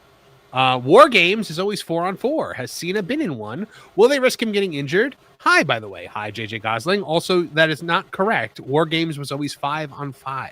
Yeah, if they did 4-on-4 like towards the end Yeah. of WCW, but before that it was The 5. original, because the first War Games was the Horsemen and JJ against Dusty, Nikita, the Road Warriors, and Paul Ellering. So it's 5-on-5. Yeah, and then on the road they traded out JJ for War Machine, who was Big Boss Man. So. Well, that's also because Hawk killed JJ. Yeah, exactly. Juan Alacan bringing us to 199 for the night.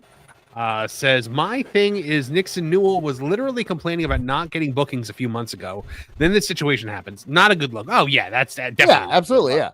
By the way, people giving them death threats are shitheads. Yes, they are. So there you go. Awful disappeared. He did disappear. Also, I'm sure he'll be back momentarily. Yeah, but our friend Tony Khan has done another video diss. I saw that. Yeah. Yeah, You're well, welcome. I mean, of course you saw it because you brought it to my attention and capped it. I have not actually watched it yet, so ready to take a look at what Tony Khan has to say this week. This was before Dynamite last week, and he has a special guest with him. So, all right, it's great to see you again. I'm here back. Oh, Tony Schiavone's like, I would rather be literally anywhere else.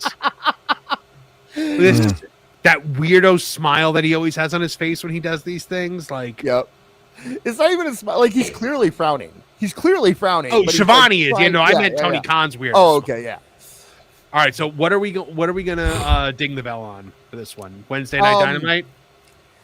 I would do any word that is replacing great. Okay, because I'm trying to do that a lot recently. It's great to see you again. I'm here backstage at Wednesday Night Dynamite with my great friend, Mr. Tony Schiavone.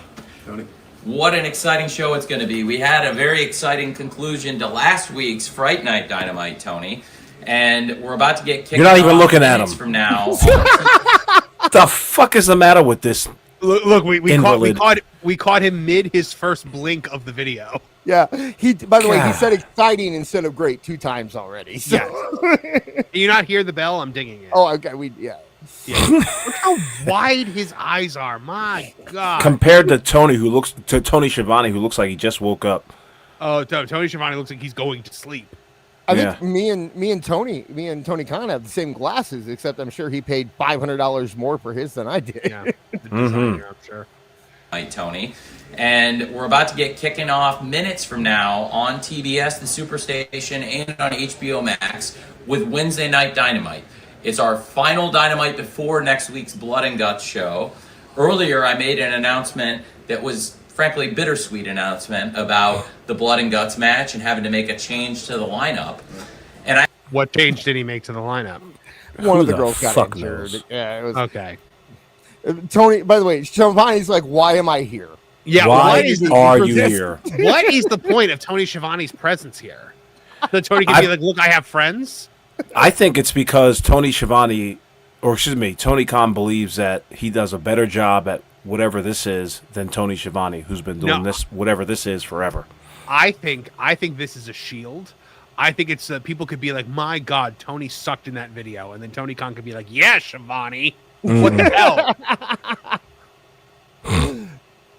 I love the background, though. I had a more positive, exciting announcement to talk about. And you're going to be going out there on Dynamite to talk about this minutes from now on TBS and HBO Max. And as you know, Tony, it means so much to me to be able to look at wrestling here on. You're speaking to a human being. Look at him. Right? Like, he doesn't even exist. Hold on. You know what? I think instead of doing the words, we should do the blinks again. Okay. That'll work. All right, I'm gonna restart it and do the place. I won't. You know. Look at that Great mug. to see you again. I'm here backstage at Wednesday Night Dynamite with my great friend, Mr. Tony Schiavone. Tony. What an exciting show it's going to be. We had a very exciting conclusion to last week's Fright Night Dynamite, Tony. And we're Either his eyes are dry or he hasn't done a whole lot of no. He's actually blinking like a normal human being. about to get kicking off minutes from now on TBS, the Superstation, and on HBO Max with I like Wednesday how he Night has his Dynamite. cup as a It's our security final blanket. Dynamite before next week's Blood and Guts show. Earlier, I made an announcement that was He's blinking a lot, actually. I think he's coming down. Tony Schiavone's there. He keeps him in line. Yeah. It's his dad. frankly bittersweet announcement about the Blood and Guts match and having to make a change to the lineup. And I had a more positive, exciting announcement to talk about. And you're going to be going out there on Dynamite to talk about it minutes from now on TBS and HBO Max. I just wish Tony Schiavone was going. I'm right here. Like, just step in front of him. Like, Come you on, mean did me, right? Did I die? Am I a ghost? And as you know, Tony, it means so much to me to be able to do wrestling here on. I think he's on so much drugs at this point Yeah. that like there is a Tony Schiavone in front of him that he sees. like when he gets to a certain level of high, there's like a glowing blue Obi-Wan Kenobi style Tony Schiavone that just shows up to give him terrible advice. Tony Schiavone is his dealer. He's the pusher. He's that's why he's there. On the Superstation TBS with you. I'm so proud of it because I grew up watching wrestling on TBS and I grew up watching you on this channel, and it's Oh, look, he acknowledged that he was next to him. Yeah, dude. When is Tony going to say anything? He still Like, doesn't what are you look there at for? him. He still didn't look at him though. Tony's there to keep his foot on Tony Khan's foot so he doesn't get too excited. Right. Look at Tony Schiavone's face right now. He's just, don't fucking touch me. Don't fucking touch me. Don't fucking touch me. Like, really cool being able to work here with you. It means a lot. And I have to say, one of the great Ugh, traditions in wrestling just so- and something he's speaking to the person next to him, but staring dead ahead into the camera. Right. What is Looking happening? through us. Tony Schiavone at this point needs to literally just be like, acknowledge me.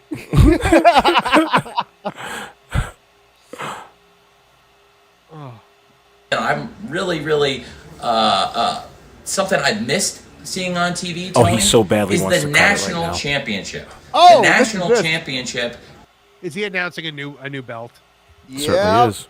We talked about this on This Is Awful last week. Let me inform you here in a minute. Let's keep going. Goes back, I believe, to when Georgia Championship Wrestling appeared on TBS, the Superstation. It goes back to before I'm tilting my body towards you, Tony, but I'm keeping my eyes on the camera, which you as a kid, Tony, you never answered me. And you'd be like, we're going to talk to Ric Flair today. And I would be like, look at me, Tony. Acknowledge me, Tony. Tony, what are you going to ask Ric Flair? What are you going to ask him, Tony? I was even born. And if I'm correct, Tony, the national title came to work with you when Mid-Atlantic Championship Wrestling and Georgia Championship Wrestling merged. They hired Yeah, in it. They hired it. 1985, we merged. Mid-Atlantic Championship Wrestling, Georgia Championship Wrestling merged, and there was a U.S. Championship and there was a national championship, and these two championships together were put together one match at the Omni back in 1986, and it became the U.S. Championship. So we haven't had a national champion in all. Why couldn't Tony Schiavone just announce this? I don't know. Like, why does Tony Khan feel like I'm so good in front of the camera that the people need to see me? Okay, Marv. So you want to know the punchline to this whole thing? Yes. Then NWA, the actual NWA that actually have the national championship, Right. reintroduced the title days before Tony Khan made this announcement. No. Yes, days before they made this announcement. And he decided to do his own? Yep, and he tries to attach it to Georgia Championship Wrestling and Mid Atlantic and all TBS. that. So TBS. they can sue him. They're thinking. They're about doing it. So they already sued him How on do you know what they're thinking about? Because Marky D 123 cleared this up for us last week. You should check that video out. Yeah, they they introduced the title days. Wait, Marky D has a video about it? He did a video about it. Yeah. A wild slapnuts appears. Double J, Jeff Jarrett. I love that guy. Watched any of his stuff in a long time. Almost 40 years, Tony. Wow, 39 years, over 39 years since there was a national champion here on TV. 39 and a half years. Actually, Tony, it's been about 39 hours. Yeah. Since And Yeah, really. came back. The chat's pointing out that the NWA national title has been around for the past few years, but they just put it on Mike Mondo and they're starting to give it a big push right now. Uh-huh. TBS. I think it's a great tradition. Also, there's promoters all over the country looking to book the top AEW stars, and there's wrestlers all No, over there aren't. AEW. You liar. They don't draw for me, but I have a good feeling about the Knights of Columbus in Toledo. Kipski. Chasing gold, and it's a tradition that goes back and something I have always wanted to have here in AEW, and something for years that I've wanted to bring back here to TBS. And since we have the chance to do these kinds of things, to create these kinds of memories, to create these kinds of lasting legacies in pro. And just to remind you all, this is the NWA's belt. This is the one from Georgia Championship Wrestling. Unequivocally, it's this one. So You're begging to be sued. Beard actually posted the rumored mock-up for it, and it does have like the leather strap, the brown leather strap behind it, and they are, if it's true, they are going for the NWA national title look that they had. So. Wrestling. I've wanted to bring the national title back for a long time, and we're going to be bringing the national title Why? back. You're going to be talking more about it on TBS minutes from now, but I can tell you there's going to be, at AEW Full Gear, a casino gauntlet match to determine who will go out on TV. Guys, it's official. We're not watching this paper. I was about to say, I can hardly contain my excitement. I'm kidding. We still might. You don't know, but TBS, who will be the first national champion on the Superstation since 1986. It's going to be a very prestigious opportunity to be the national champion. I've spoken to other promoters. I know my friends at New Japan Strong are anxious to bring an we are not your friends. So, by the way, the concept that he has for this is basically the WWE ID belt. It's their independent title. Oh, it's the belt that goes around to indie shows and gets. Wait, the one that was such a terrible idea? You're right. The one that WWE was evil for making. They're doing the exact. Oh, they're gonna kill the indies with it. Yeah, Yeah. but now Tony's doing it, so it's the greatest thing ever. Right. AEW national champion to defend the title in New Japan. I know in Ring of Honor we would love to see the AEW national champion. I would like make my own appearances. title to be in my company. I'm gonna make a national champion for this nation and then send them all over the world. Of course, here on Dynamite, on Collision, a national champion could be a great thing. And it's going to be great bringing the national title back to the Superstation after all these years. And you will be out there on Dynamite minutes from now on Oh my God, he's doing the thing again. Yep. He's doing the thing where he just repeats himself. He's nervous. TBS, where it all began. And you'll be out there talking about who some of the participants in this Casino Gauntlet match are going to be. Look forward, because if you think about the national championship, the great wrestlers who held the national championship, Wahoo McDaniel cameraman was the had a last chance one to to hold the zoom national in. championship. Tommy Rich held the national championship. As was we too know, scared. Paul Orndorff, some of the great names in wrestling. You've always been about tradition. TBS And that national lineage championship. has That's a nothing to lot of do tradition with right this there. title. Yeah, none of it.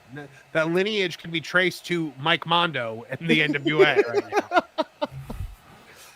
because It's a great because he bought it, right? Like Billy Corgan paid the money. Tony Yes. Khan could have bought it. He could have had the NWA. He chose not to. So why does he keep trying to do this?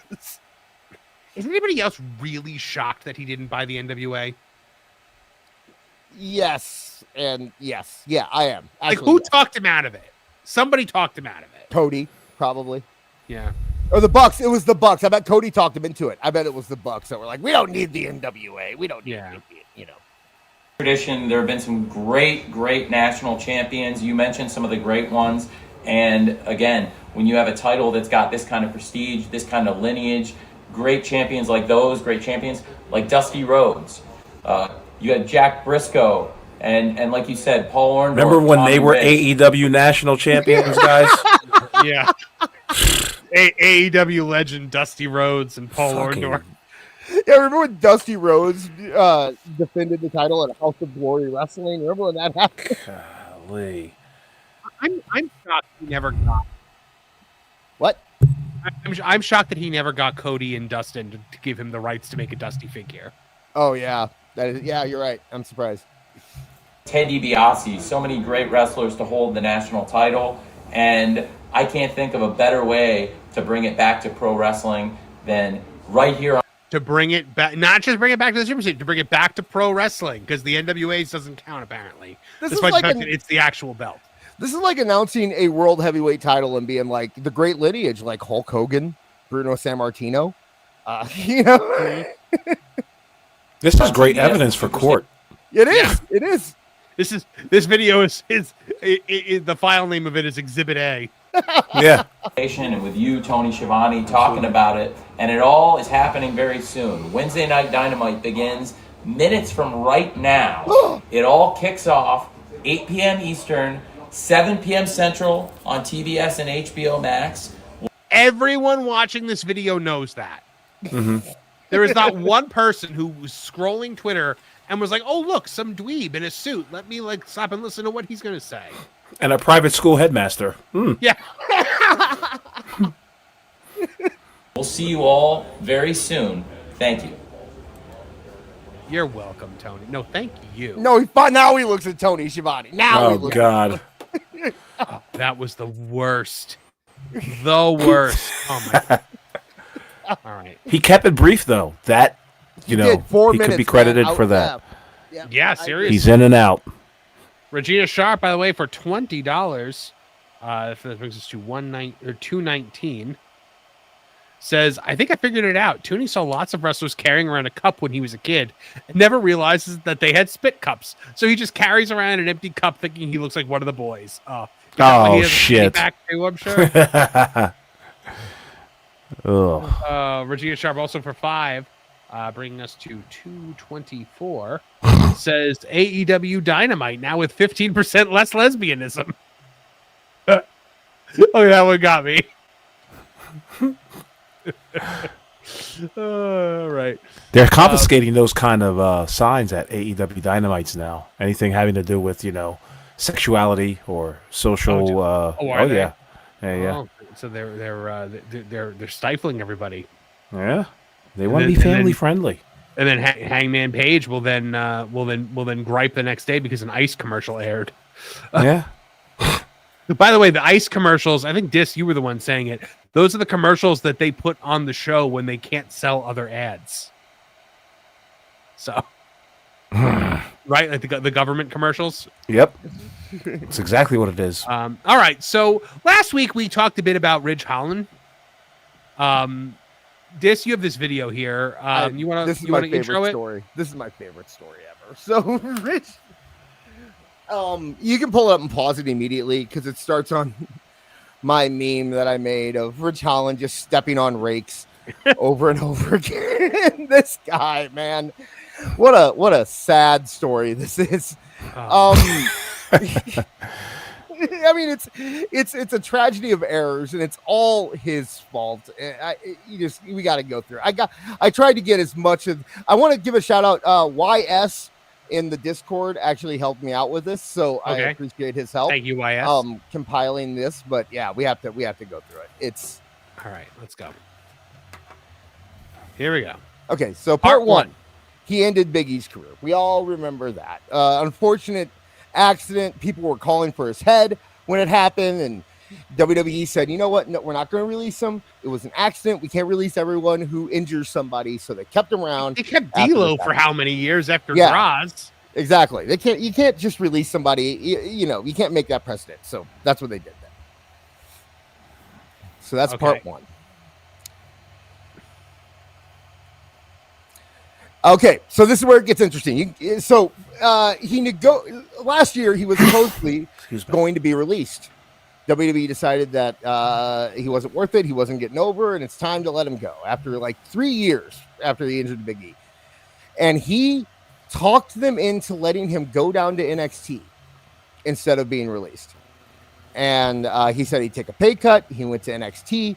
He eventually ended up in Evolve. Like he wrung every drop that he could have gotten out of WWE, considering how much he was not over ever, but they just kept giving him chances. So he negotiated his release. You can let the next one pass. I can probably talk about what's going on. Okay. Then he got injured in X. He got injured working in TNA, actually. Okay, so this is where he stopped. So he didn't get released. His contract didn't get renewed. He was informed that his WWE contract will not be WWE will not be renewing my contract when it ends on November 14th. WWE are still going to cover my rehab from injury, but my guaranteed pay will end. Quite frustrating to say the least. Blah blah blah blah. So this is him saying my career with WWE has been blighted by misfortune. Yeah. What are you, Charles Dickens? So they were still. He was told he was not being renewed, but he still had a month left on his contract. He was still getting paid. He's just told, sit at home. You're already injured. We'll pay your bills. We'll pay your medical bills, and we'll pay you until your contract's up. So that happened, and then last week happened, which is the next slide. Hold on. There we go. I can do it. Oh, you got it. I got it. So, I forgot. Next Tuesday, I've got to go to Birmingham, Alabama to have the cast cut off, some more X-rays to make sure that the foot's all good and we can go possibly to partial weight bearing. But the kicker is that prior to the foot, I had a neck injury that I was going to get imaging for, and I got imaging for that post-foot surgery. And I'm going to Birmingham also to see the neck specialist. So, worst case scenario, I need neck surgery, and I'm hoping for the best case scenario, which is injections, but I'm having some nerve impingement, which is sending pain down my arm. So it turned out that he didn't. I'm sure Big E is sitting there like, yeah, that must suck. Yeah, it turns out he didn't just need. It wasn't just his ankle; his neck was bothering him too. It wasn't discovered until after they said they weren't going to renew his contract, but apparently he needs neck surgery. So, okay, about what's going to happen, because it's just another kick in the balls, really, but. Never rains, it pours. So yeah, I'll keep you posted. Okay, so here he goes. This is what we saw last week, where he said that he's not going to be able to pay his mortgage. He felt like he's been hung out to dry after getting injured working for another company on behalf of WWE. Add to that my contract not being renewed, knowing that I wouldn't be able to wrestle for 7 months. This is brutal. Yes, they are taking care of my surgery and physical therapy, but let's be honest, that's the bare minimum. After what we sacrificed for the company.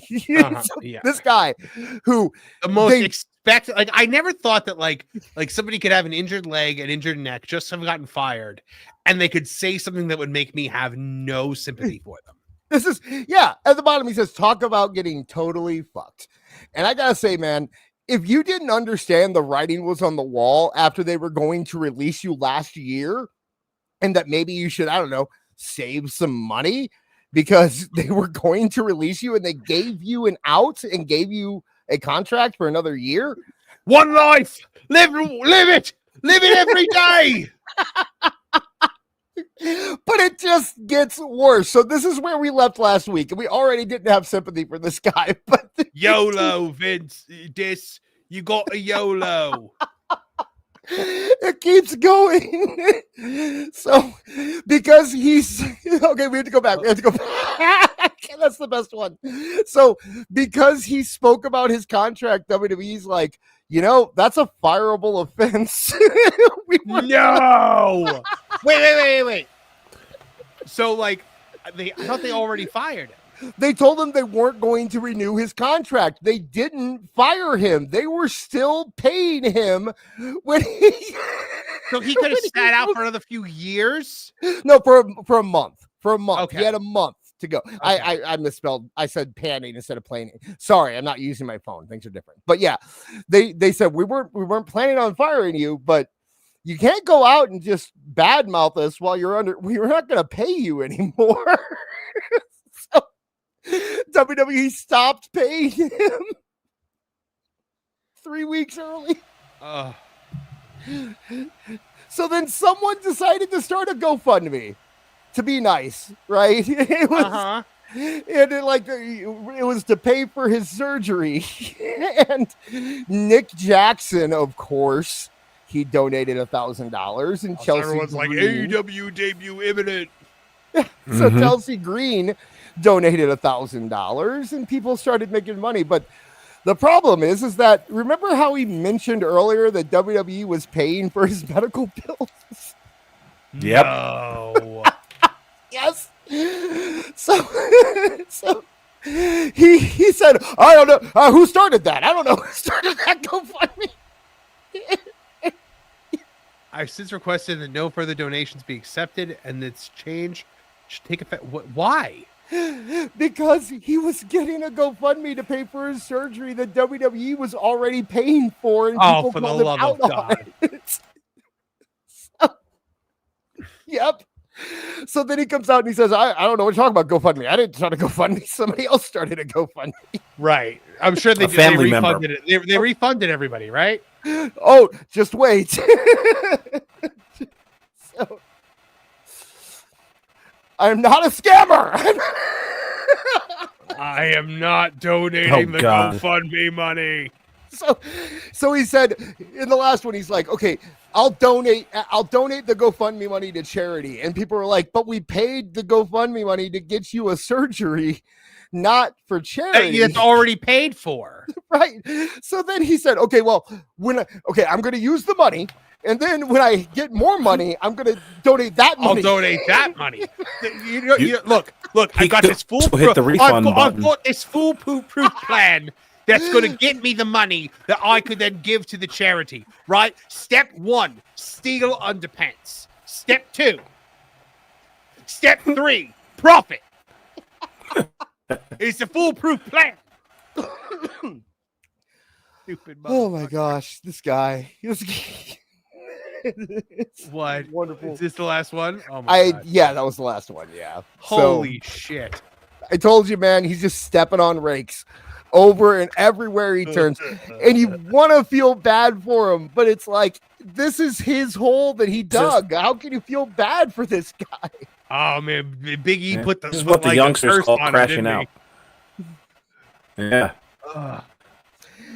He's just, yeah. What? I picture Big E showing up dressed as Dr. Facilier from The Princess and the Frog. Are you ready? Oh God. It's such a mess. It's such a mess. And he's like, you want to get like for a long time when everyone was saying like everyone was calling for his head and saying he should be released. I was always the one to be like, you can't release the guy. It was an accident. It was a mistake, but he didn't get over and he couldn't brush it off. Right? Like, excuse me, like D'Lo brushed it off. Owen was able to brush it off. They eventually got past it, but Ridge wasn't good enough to get people to like him enough to where it didn't matter anymore. And now we're just watching this downfall. I don't know. At this point, if I'm Ridge Holland, I just leave. I'm out of the industry. Go find something else, man. Because maybe go back to the UK and see if maybe you can rebuild yourself there, because he needs to stop talking online. That's what he 100% get into MMA like they most of them do, and rebuild yourself that way. Knock a few people out, submit them, and then maybe they'll let you back in.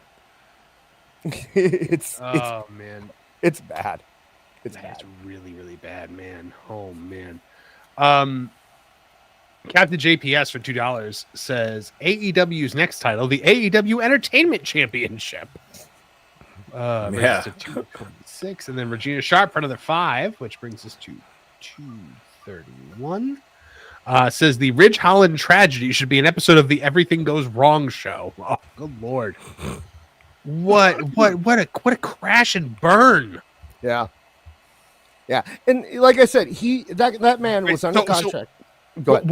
What's the next grift that he's going to turn to? OnlyFans. Podcast. Oh, I was going to say podcast. Well, I think so it's closer to podcast. I think he's going to try for an AEW deal. Mhm. Do you think Tony signs him? Probably. Yeah, right? ROH. He'll put him in ROH. Yeah. Right? I mean, well, who knows, though? Who knows if he can even wrestle? Like he said, he has a year. Or, I mean, with a neck injury, that's a year at least, right? After getting neck surgery. So It depends on which surgery you get. If you True. get the Edge surgery or the Kurt Angle surgery. Yeah, he's gone to AEW. Didn't you just say one of the Young Bucks donated to him? Nick Jackson. Yeah. Yes. Nick Jackson. And I agree with Northern DC. I feel bad for his family. The man has 4 kids. Yeah. He's supposed to be supporting a family. But like I said, he negotiated an extra year onto his contract and said that he would work in NXT. Apparently, if he did some after I put this together, I found some like a Busted Open interview where he said that like people were telling him, "Hey man, do you have feelers out to other companies? Do you have anything? Because I just don't think you have a future here." And he didn't. He would just say, you said I couldn't negotiate with other companies. He took every route, the easiest route every time. And when you do that, you end up in these situations. And With it 4 sucks, kids, but, yeah. you can't afford to do such a thing. Like, it's what were you doing beforehand that could support 4 children? Right. Right. Wrestling. You were wrestling. Jesus. And you could there's a couple different ways that you can go about that. You The can Ridge Holland and Ryback podcast. Yeah. I'd listen to that. Oh, Ryback is better now though. Ryback he's Mr. WWE. He loves Yeah, CM Punk. Ryback learned where the bread was buttered. Right. But yeah, he should have just gone the route of taking the money while he could, building up a little name for himself. He could have done fine on the indies. He could have done fine just going around to different companies, making a good payday when he's there, being advertised as the former Ridge Holland from WWE, and he would do fine. But instead, he just went through all of this mess, and now he's a low. They're going to keep me forever. I Yeah, don't need to what does fill he out expect? applications. I'm making a bet. I'm making the greatest bet of all. I'm betting on old Ridge Holland. Ridge Holland bets on Ridge Holland to win. I'm all in, brother. He's in the motel rooms going, the WWE World Champion, Ridge Holland. I'm going to order a Chimio from Tony Chimmel to call me the new WWE champion. And will it into existence. I just watched The Secret, mate. I just bought my belt. It'll be here in 7 weeks. It's the law of attraction. I've got to put it out there to the universe. Ridge Holland. What a goofy name to begin with. Like, Ridge Holland? Really? Okay. Did he come up with that, or was that like a Triple H, one of those weird Triple H? That was a Vince thing. Remember, it was because they called what's his name Butch. Pete Dunne was Butch, and that whole thing. So yeah. Oh yeah. And he was also complaining about how they brought him in as I would have never been a fan of Sheamus. I was too big to be a fan of Sheamus. Dude. What? He was saying that, like, I don't understand when they brought me in. They said that I was supposed to be a big fan of Sheamus, but I was 6'1". Why would I be a fan of Sheamus? Like, it just doesn't. Because you're 6'1", you can't be a fan of. Because you're a normal sized man, you can't be a fan of Sheamus. Yeah, it's just 15 years younger than he is, probably. You're gonna get what you're gonna get from Ridge now. If I was Ridge, I would hook up with a local indie company that will make me like their GM or something, and have a good little spot and maybe get a good job. You know what? Jack Swagger's doing now. He's a truck driver. Okay. Is he really? Yeah. He went. He quit. He didn't get another contract in wrestling. He's driving the big rig. Yeah, that's what he's doing. Good and for making him. probably good money. Stable money. How about that? Stable, established money. And the young boy, what's the kid's name? I keep forgetting it. Marco Stunt. He's Marco Stunt. a car salesman. Yeah. Yeah, he went and he goes a car salesman. Braun Strowman. Ridge Holland needed to hit him up. Yeah, Braun Strowman's doing a TV show. Like, these guys got other That's jobs. beating Dynamite, apparently. It is. Please tell me Braun Strowman's TV show is beating Dynamite. I just did. It's exactly the truth. Oh, Yeah. Put it on after SmackDown, and people kept watching, man. So we no longer compare it to NXT. We compare Dynamite's rating to the Braun Strowman show.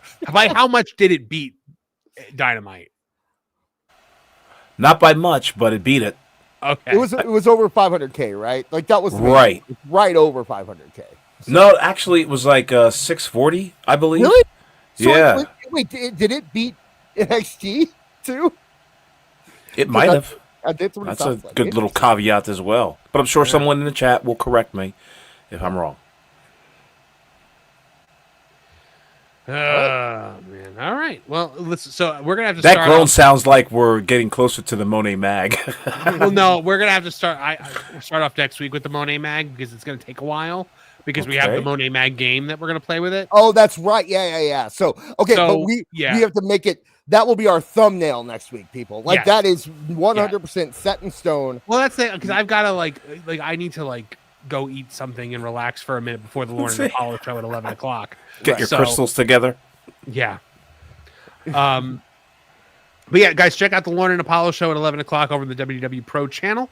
We are going to be talking about war movies tonight, so that's going to be a lot of fun. This awful. You guys have a show coming up on Thursday. Why don't you tell people about it? Yes, indeed. This is awful. Thursday night, 11 p.m., 10 Central. We've got a great show for you tonight, or that night. It'll be, what do we have on the plate there? Well, we're going to do the Monet Mag. Yes, we're going to do the Monet Mag. We're going to watch the Tony Khan Media Scrum, if you want to watch that.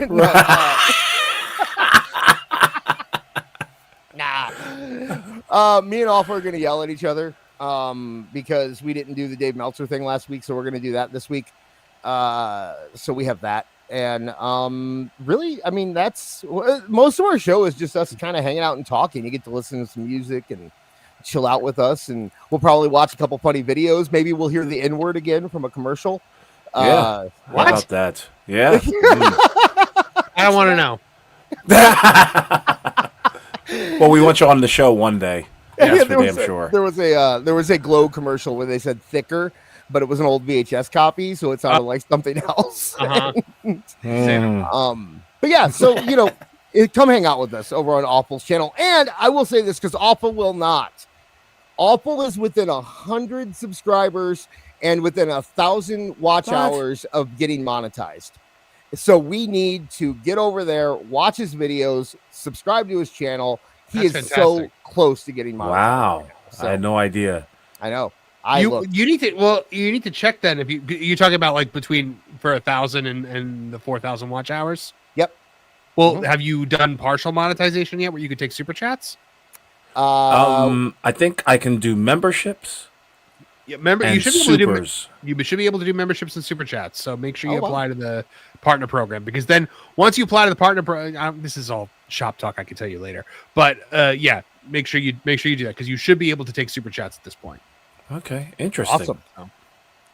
Well, thank you everyone who listened and is going to get me over that threshold. Yeah, just let your friends know this is Awful. And the channel is Awful Wrestling. It's just his name. Yes, exactly. On YouTube. For me, guys, tomorrow morning at 8:50 a.m. Eastern Standard Time, I'm going to be going live for a special Marvin Movie Monster in the morning, where we're going to be watching the Nintendo Direct that is going to have the trailer for the Super Mario Galaxy movie. So come watch that with me over on the Toontown TV channel. And let's see, Regina Sharp for $5, bringing the total to $236. Says it was an 80s hair commercial, so it might have actually been bigger. Oh, yeah. It could have. Yeah, it could have been. That's true. Hey. And then Thursday night, we've got Tooney Talk TV. And make sure you're keeping it to thatparkplace.com and geeksandgamers.com for all of your news needs for the world of movies, TV, video games, theme parks, etc., etc. So, all right. That does it for this week. Thank you very much to everyone. From all of us here at the Toontown channels, I'm Marvin the Movie Monster. Now get up here! Now, Perry the Platypus, feel the wrath of my thank you-inator! Thank you, you piece of trash. Thank you. Thank you. Thank you!